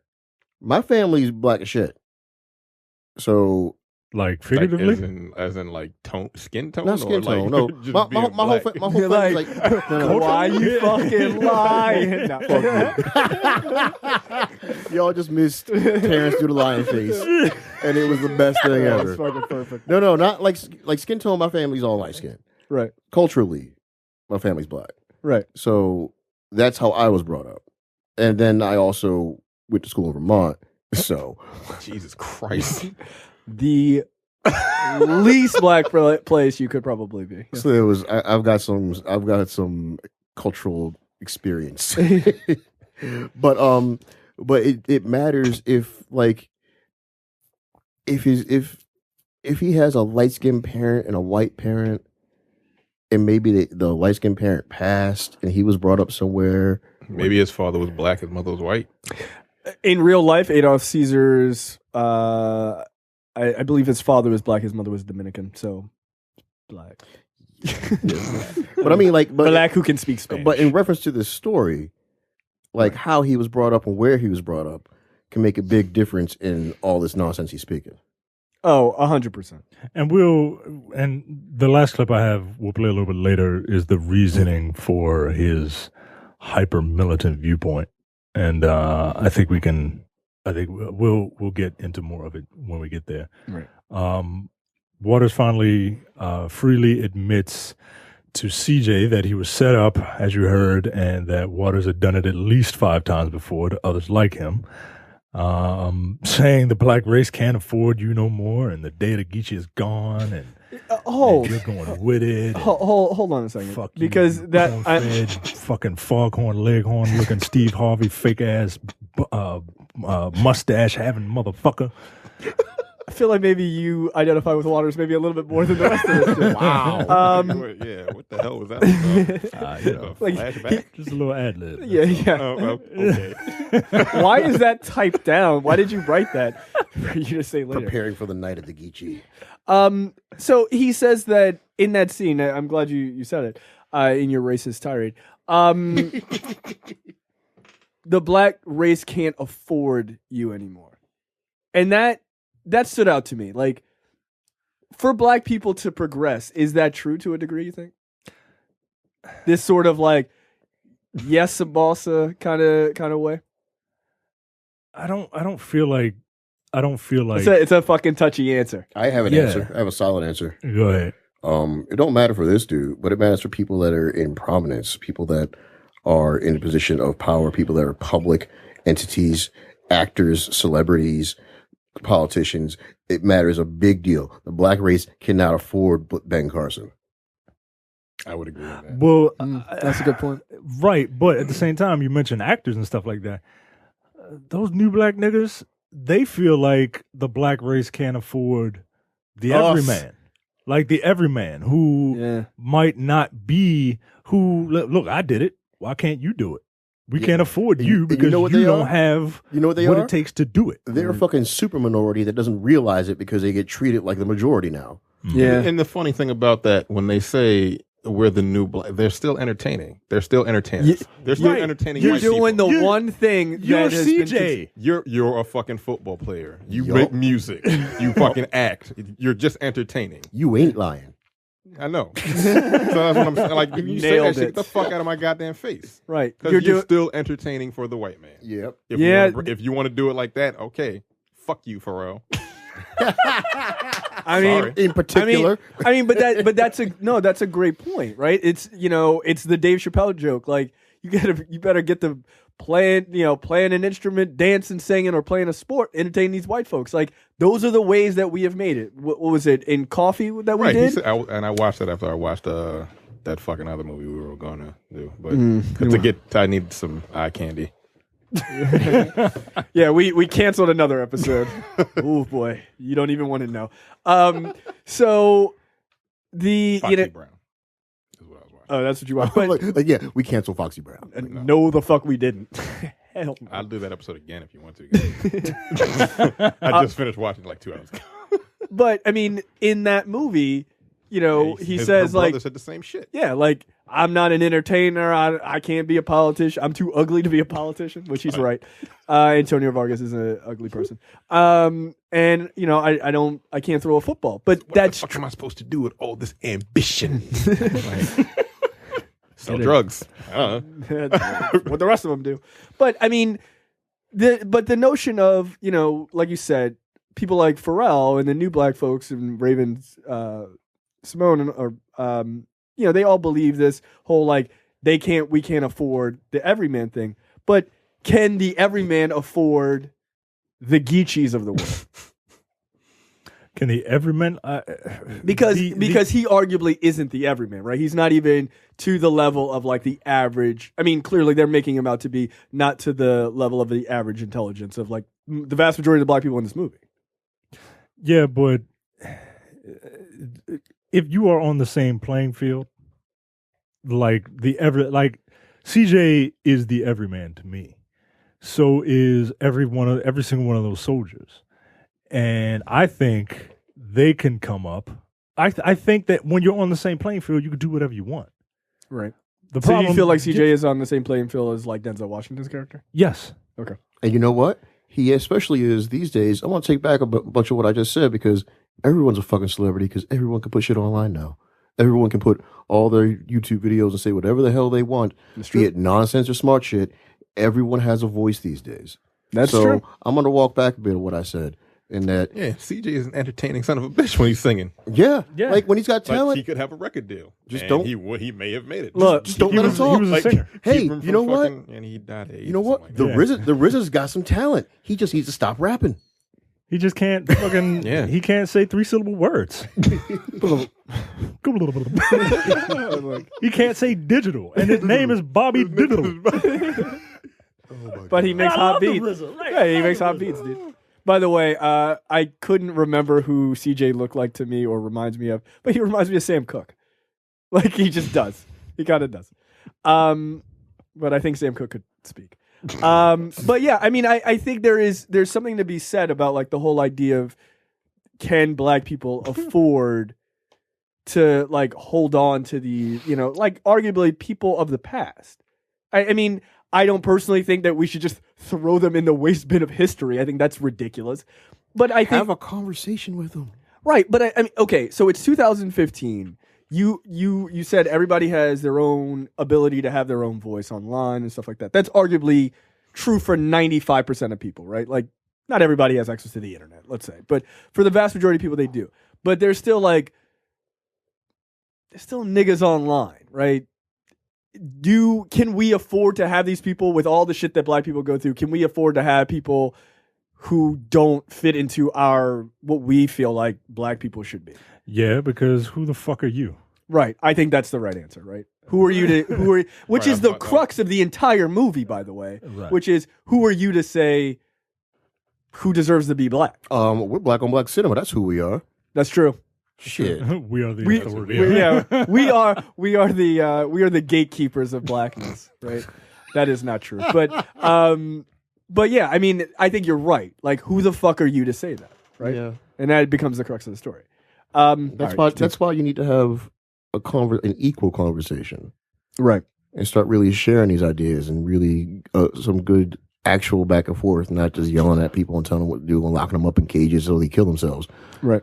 So, spoiler alert. Oh no! When Davenport asked Corporal Cobb what happened balls, to I CJ, can't. Cobra Kai. Corporal Cobb. That would be an odd twist to this film. He is told that CJ hung himself in his cell while awaiting trial. In protest, the platoon threw the last game of the season, the game they needed to win in order to have the exhibition game with the New York Yankees, while Waters was left profoundly shaken by the suicide. Was he? Yeah, I don't know about that. I got that from Wikipedia. Yeah, I saw that. I was like, did y'all watch the movie? Right. Because at what point did he actually give one or even two fucks? Was he upset or was he celebrating? Yeah. I'm upset. Oh no, he's dead. And he just takes a drink. I'm gonna have to do 17 shots because of this Geechee. Yeah, like, by the way, that dude Geechee was shots. Geechee shot. You know what? I might have to work at my bar downstairs. Like, what would go into a Geechee? What's a Southern Comfort, right? You got to post that if you do that. Yeah, I will. That's good. Davenport with Taylor confronts the two white officers.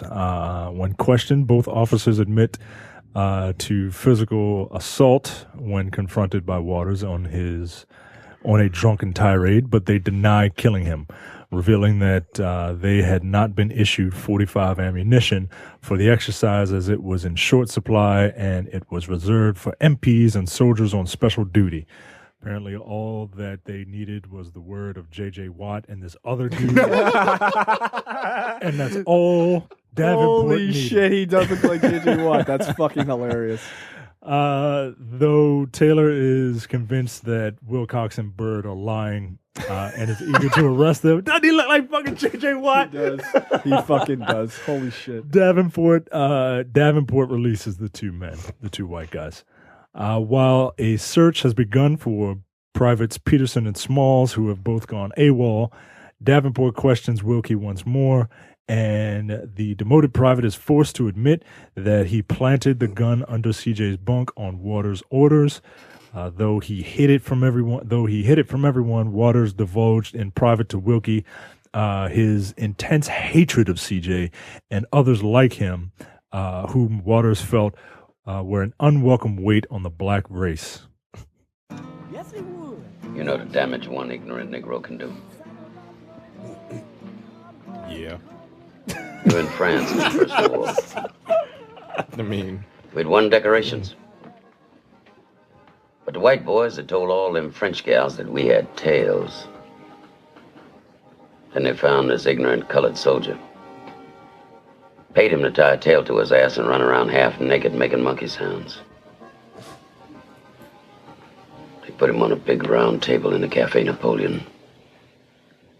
Put a reed in his hand, crown on his head, blanket on his shoulders, and made him eat bananas in front of all them Frenchies. Oh, the white boys danced that night. Passed out leaflets with that boy's picture on it. Called him Moonshine, King of the Monkeys.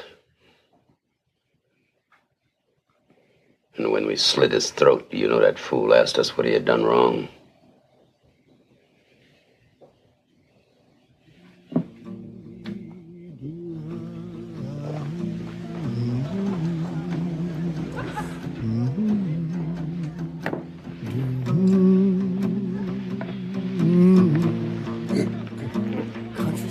My daddy told me we got to turn our backs on his kind, Wilkie.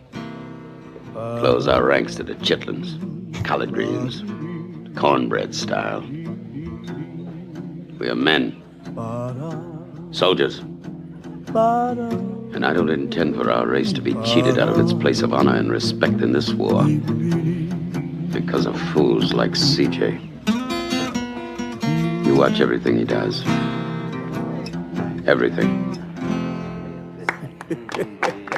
Now, I'm down with closing our ranks to chitlins. Yes, absolutely. I think it's arguably the most powerful moment in the movie. When everything fades out and it's just him and this messed up ass story. Yeah, that monologue he delivers is pretty fucking stellar. It was really great. Mm-hmm. But yeah, you get the sense of like his full on hatred for CJ and why he feels the way he does. By the way, you just confessed to murder? Yeah, they killed him. He was like, and he's still He was asking us what he did wrong. I'm like, yeah, that's not really the major part of that story. It's the murder. Which called sitting there next to him like, Yeah, wait. Did you just say you slit that guy's throat? Like, shut up, Geechee. Like, what? No, but I'm cool with you. Ignorant nigga. King of the monkeys. It's like, goddamn. By the way, he's from New York, by the way. Oh, no shit. I just I don't know. That scene was I just thought it was really great. I thought it was powerful.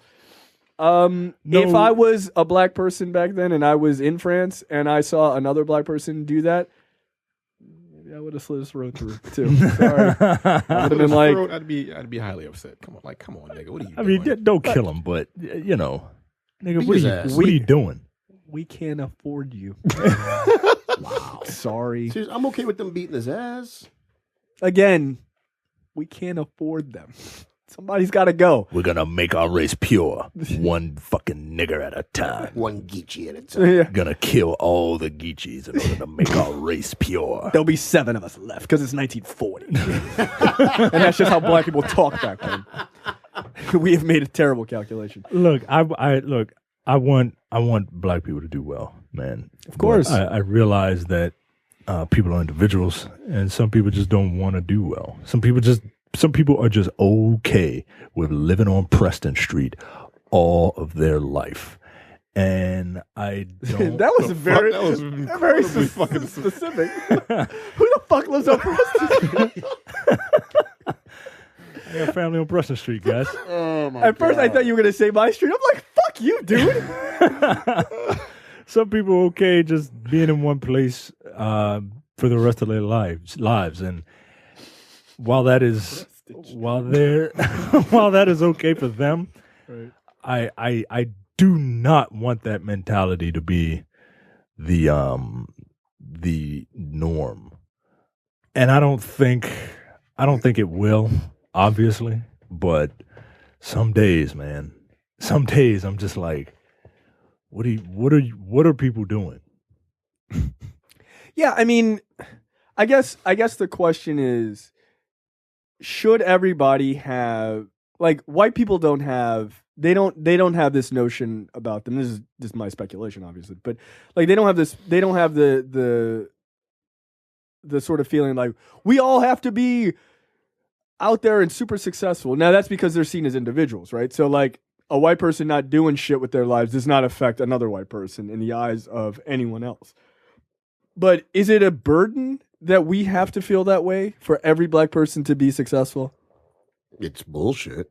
I mean, we don't have to, but I would love it if they were. But the question is the reverse of that, not giving a shit and seeing everyone as individuals, is that the new black mentality of like, do it, don't do it, I don't give a fuck about you? That doesn't work, though. You can have that mentality all you want, but it doesn't work because it's not how society works.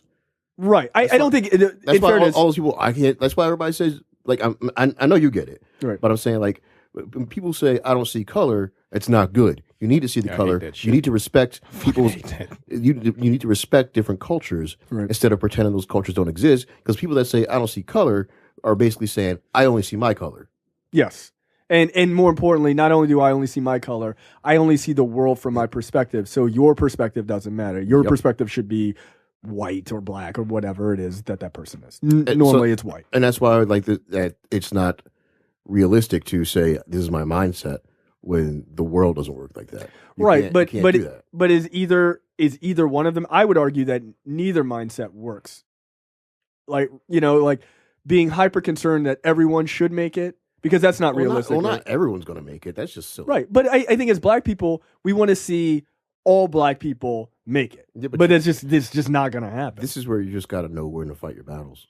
Right. I think that's probably like whoever the fuck lives on Preston Street apparently decided to give up on that dude. So yeah, that shit was bad specific, dude. Like we're living on Preston Street. Tyrone living on Preston Street. I'm sitting there like. What is it about Preston movie Street? Is that from? Did they mention Preston Street in this movie? Nope. Got some cousins over there. That's all. I don't even know what the fuck Preston Street is. It's in the fucking hood. Yeah. Oh. I don't know much about Baltimore. Yeah. Look, as our YouTube comments for our Belly episode has proven, we're not real niggas. So we don't know shit. Thanks. Yeah. Right, clearly. Sorry. Went to school. Never sold drugs, guys. Never sold drugs. That comment is hilarious to me. The thing about it is I went to school. Like I get that, but some people, they have the opportunity. Like take Baltimore City for example. Those schools are fucking terrible. Yeah. I went to those schools. Oh, I learned nothing. That's why that's one of the reasons I did so poorly in college. I didn't know shit. Right. But they're terrible because the teachers don't give a shit. They don't have any money. Yeah. And some kids, I would think that as a kid, as a black person, if you see your parents in a situation where it's really fucked up, I feel like some kids are like, I don't want this for myself. But then some kids are just like, you're a product of your environment. Right. But some kids want to, and that's what the whole new black thing that pisses me off. Some kids just want to do better. Some kids are fine with it. So right. they find ways to rise above what they've been given. Because I keep bringing Baltimore, like it's really bad out here. Like they keep cutting money from schools. They already don't have any money. So I can see how they say, "Oh, you're not about that life. You're not a real nigga." I'm like, you're right. What is it, like? Is that a positive? I don't understand what you're saying when you say that to me. Like, I mean, I went to school. I didn't really like school. I went to Eastside High in high school. It was terrible, but I was smart. That's like, why I went to Poly. Yeah, because I would have went to Randallstown. Yep, you said you dodged a fucking bullet. That's all I'm saying. But, guess who also didn't live in the city when he was going to Poly? This fucking guy. So it's I don't know. Legal You are a graduate. product of your environment, but at the same time, you make that choice whether you want to get out of it or not. However you decide to do so. Whether that makes you a real nigga or not, I don't. Look, I'm not. That. I don't get that. Like, I don't know what a real nigga is. Look, I don't know what it is. Like some people would call me a nigga. I mean, look.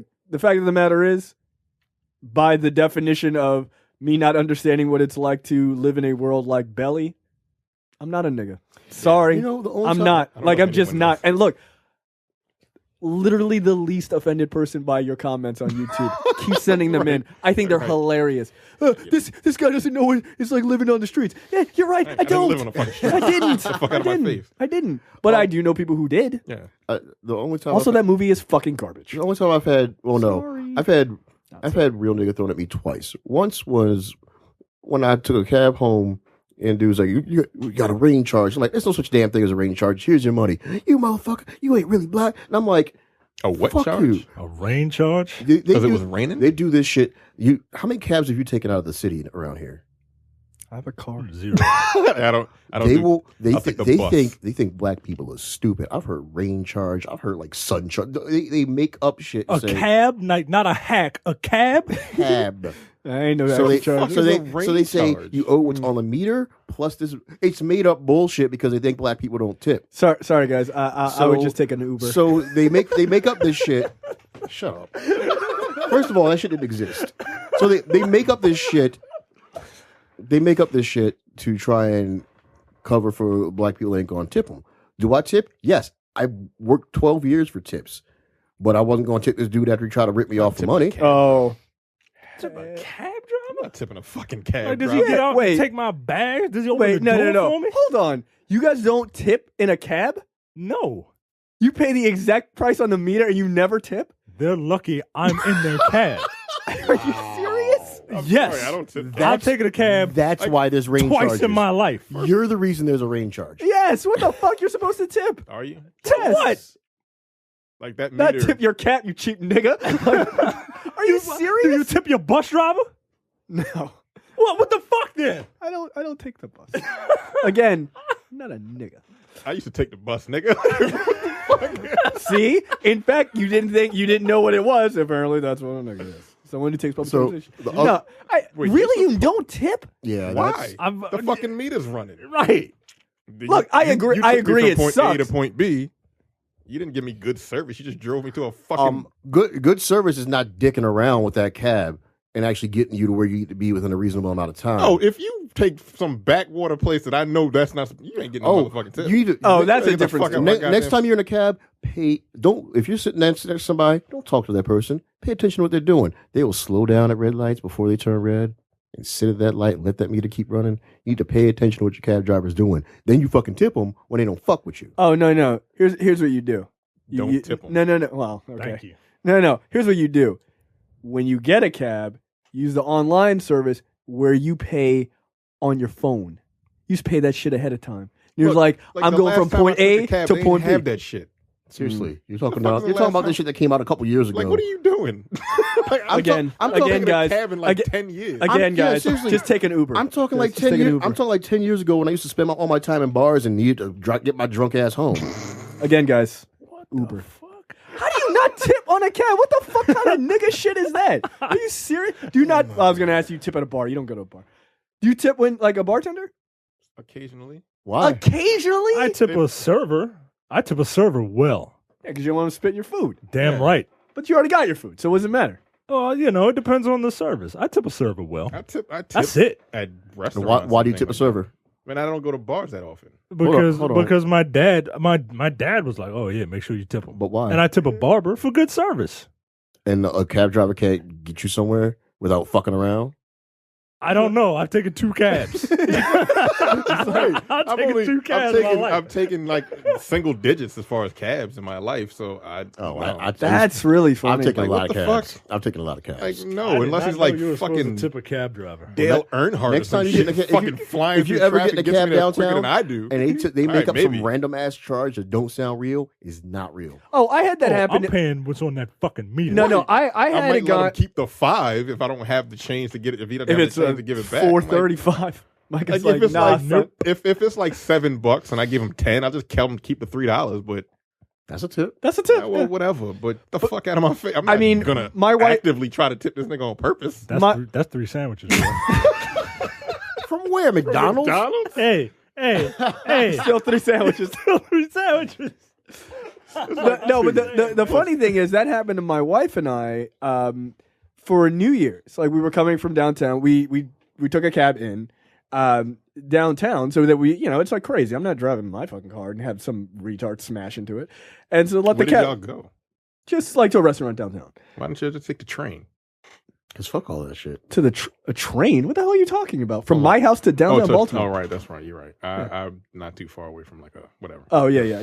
No, so we took not everybody's privileged like you. Yeah. Damn, whatever. You get on a subway that only has one route. Straight ahead. Straight back and forth. The city is stupid. Our town is fucking retarded. Anyway, so we take a cab in and it was fine. And then we went to catch a cab on the way out. And there's like a bunch of cabs. It's New Year's Eve. And like we get in this cab and this guy's like, it's an extra $5 because it's New Year's. And I was like, nigga, get the fuck out my face. That's basically what I was like. What? And he was like, yeah, it's $5 extra because it's New Year's. I was like, go fuck yourself. And we got out of the cab. I was like, no. And my wife was like, oh, you didn't have to say that. I was like, what the fuck are you talking about? Like, look, we've already been drinking quite a bit. I got this. Like, get the fuck out of my face. And then the next guy came and I was like, yeah, how much is it to get to blah, blah, blah? And he was like, oh, yeah, it's X, Y, and Z. And I was like, all right, let's go. That's it. And I think I tipped the guy like $5. Yeah. Nice try, I don't asshole. think so, bro. Get the fuck out of my face. The other time someone threw this at me. That's fucking hilarious. I was waiting tables. I came out there with like 5 plates in my hands for this big ass table of black folk. And I give them their plates. And I'm going back. There's 1 plate left back there. I carried all that shit out there. As I'm walking away, I hear this dude say, my food better get out here before I show what a real nigga is. And I'm like, I'd have been like, what?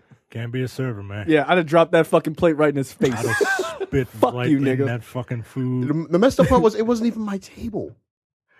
Fuck that. No, I would have carried it out. Fuck. I'd have carried it out just like fucking CJ, fucking Sam Cooke, yes, a boss, and I'd have dropped that shit right. Shit. Oh, damn. Shit. I just remember what the table was. It wasn't my table, but it was about to be because in this stupid ass restaurant that I was working part time at while I had a real job at a real restaurant elsewhere. This stupid ass restaurant was on Fridays in Towson. Fuck that place to hell. I went there thinking I was going to make some extra money. That place is ghetto as shit. It is garbage. I don't eat. Look, the mall. Look. Garbage. No, hold on. I was there about to leave. They recognized me as some wonder server or something like, oh my God, you can carry all these plates. I'm like, you guys fucking suck at your job. All these people got to steal from the store to make money. Fuck that place. Fuck the people that came from that store to Hard Rock Cafe to work and were eating food off the goddamn tables like fucking savages. Ew. Fuck that place. And I still go by there and I still see the same servers working there 10 years later. I fucking hope your lives suck. I hated working there with you. And I fucking was sitting in the back about to leave. The manager's like, can you take over this table for them? Because they can't handle it. I go out there, that nigga is shit. You know what? He talked that shit to me. And I gave him his food and I had good service. In the end, I got a good tip because they treated me with respect because I treated them with respect.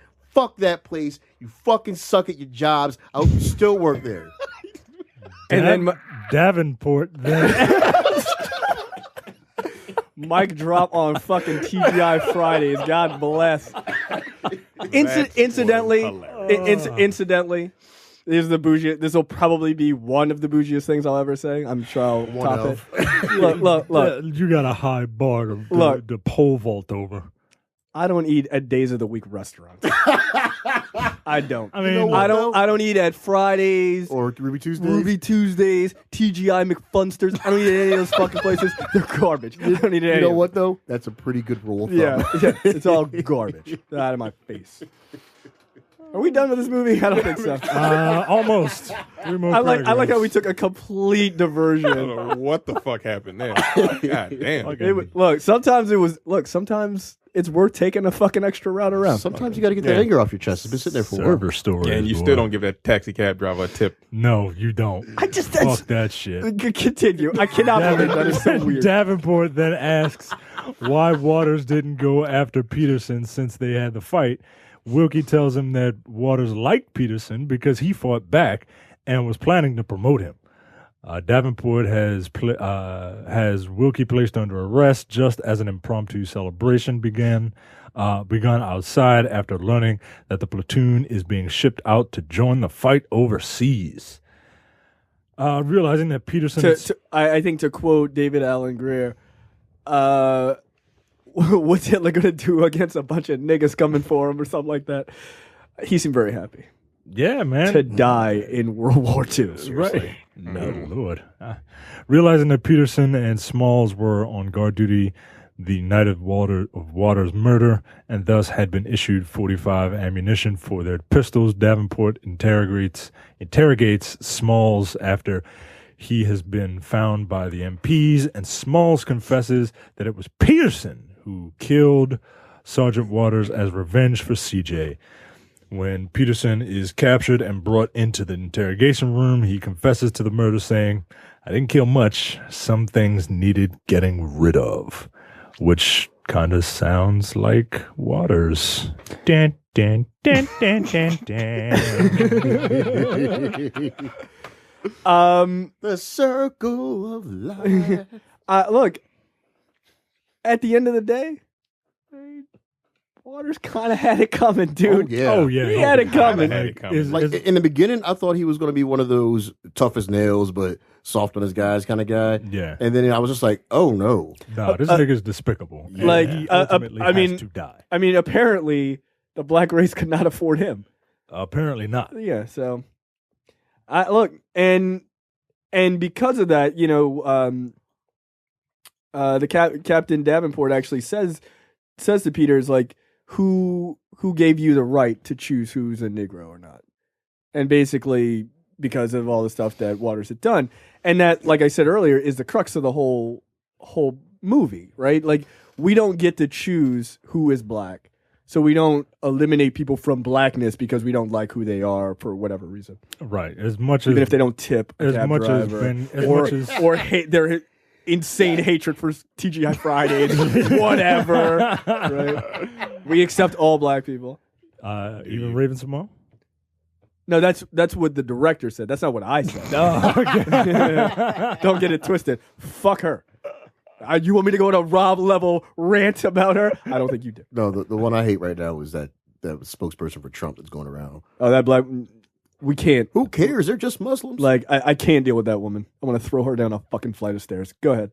Flight of wells. The film ends with Taylor congratulating Davenport on getting his man and admitting that he will have to get used to Negroes being in charge. And Davenport is like, yeah, you will get used to it.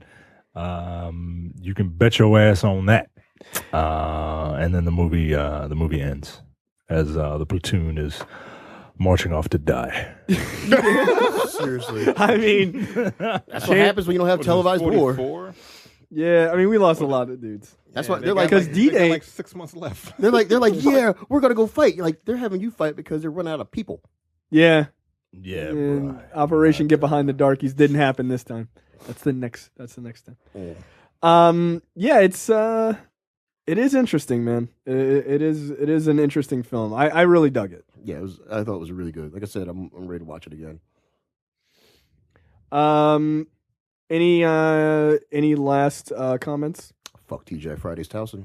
There you go. By the way, yes, the character that Adolf Caesar played on Silverhawks was Hot Wing, a gold Silverhawk of African American heritage, who was added in mid-season. He is a magician and skilled illusionist. Come on, man. That would be gold. I don't know how I feel about that. All gold, everything. Oh my god. Hot Wing. Hold on. Like the fucking food. I know how I feel Oh, about God that. damn it. I know how I feel about that now. Fucking chicken. God. Oh, yeah, I remember him. Yeah, I remember him. He's Gold Falcon. Yeah, that dude was kind of a badass. All comes back to chicken with black people. Even in fucking futuristic space Even in adventures. space. We always got to be Then chicken. again, that cartoon had gravity in space, so It's fine. I'm going to have to watch a clip with Chicken Man. no, really, that shit bothered me. They would throw it out of a spaceship and fall. That show was awesome. All right, that is it for us. You've got your Silverhawks knowledge now and much more. So we will see you guys next week for a preview episode for episode 74. Also, make sure that you join our fan group. There's a lot of really interesting conversations and hilarious shenanigans going on there. blackonblackcinema.com/fans. All right, we'll see you guys next week. See ya. Take it easy. Adios. Bye. We out. We out. We out.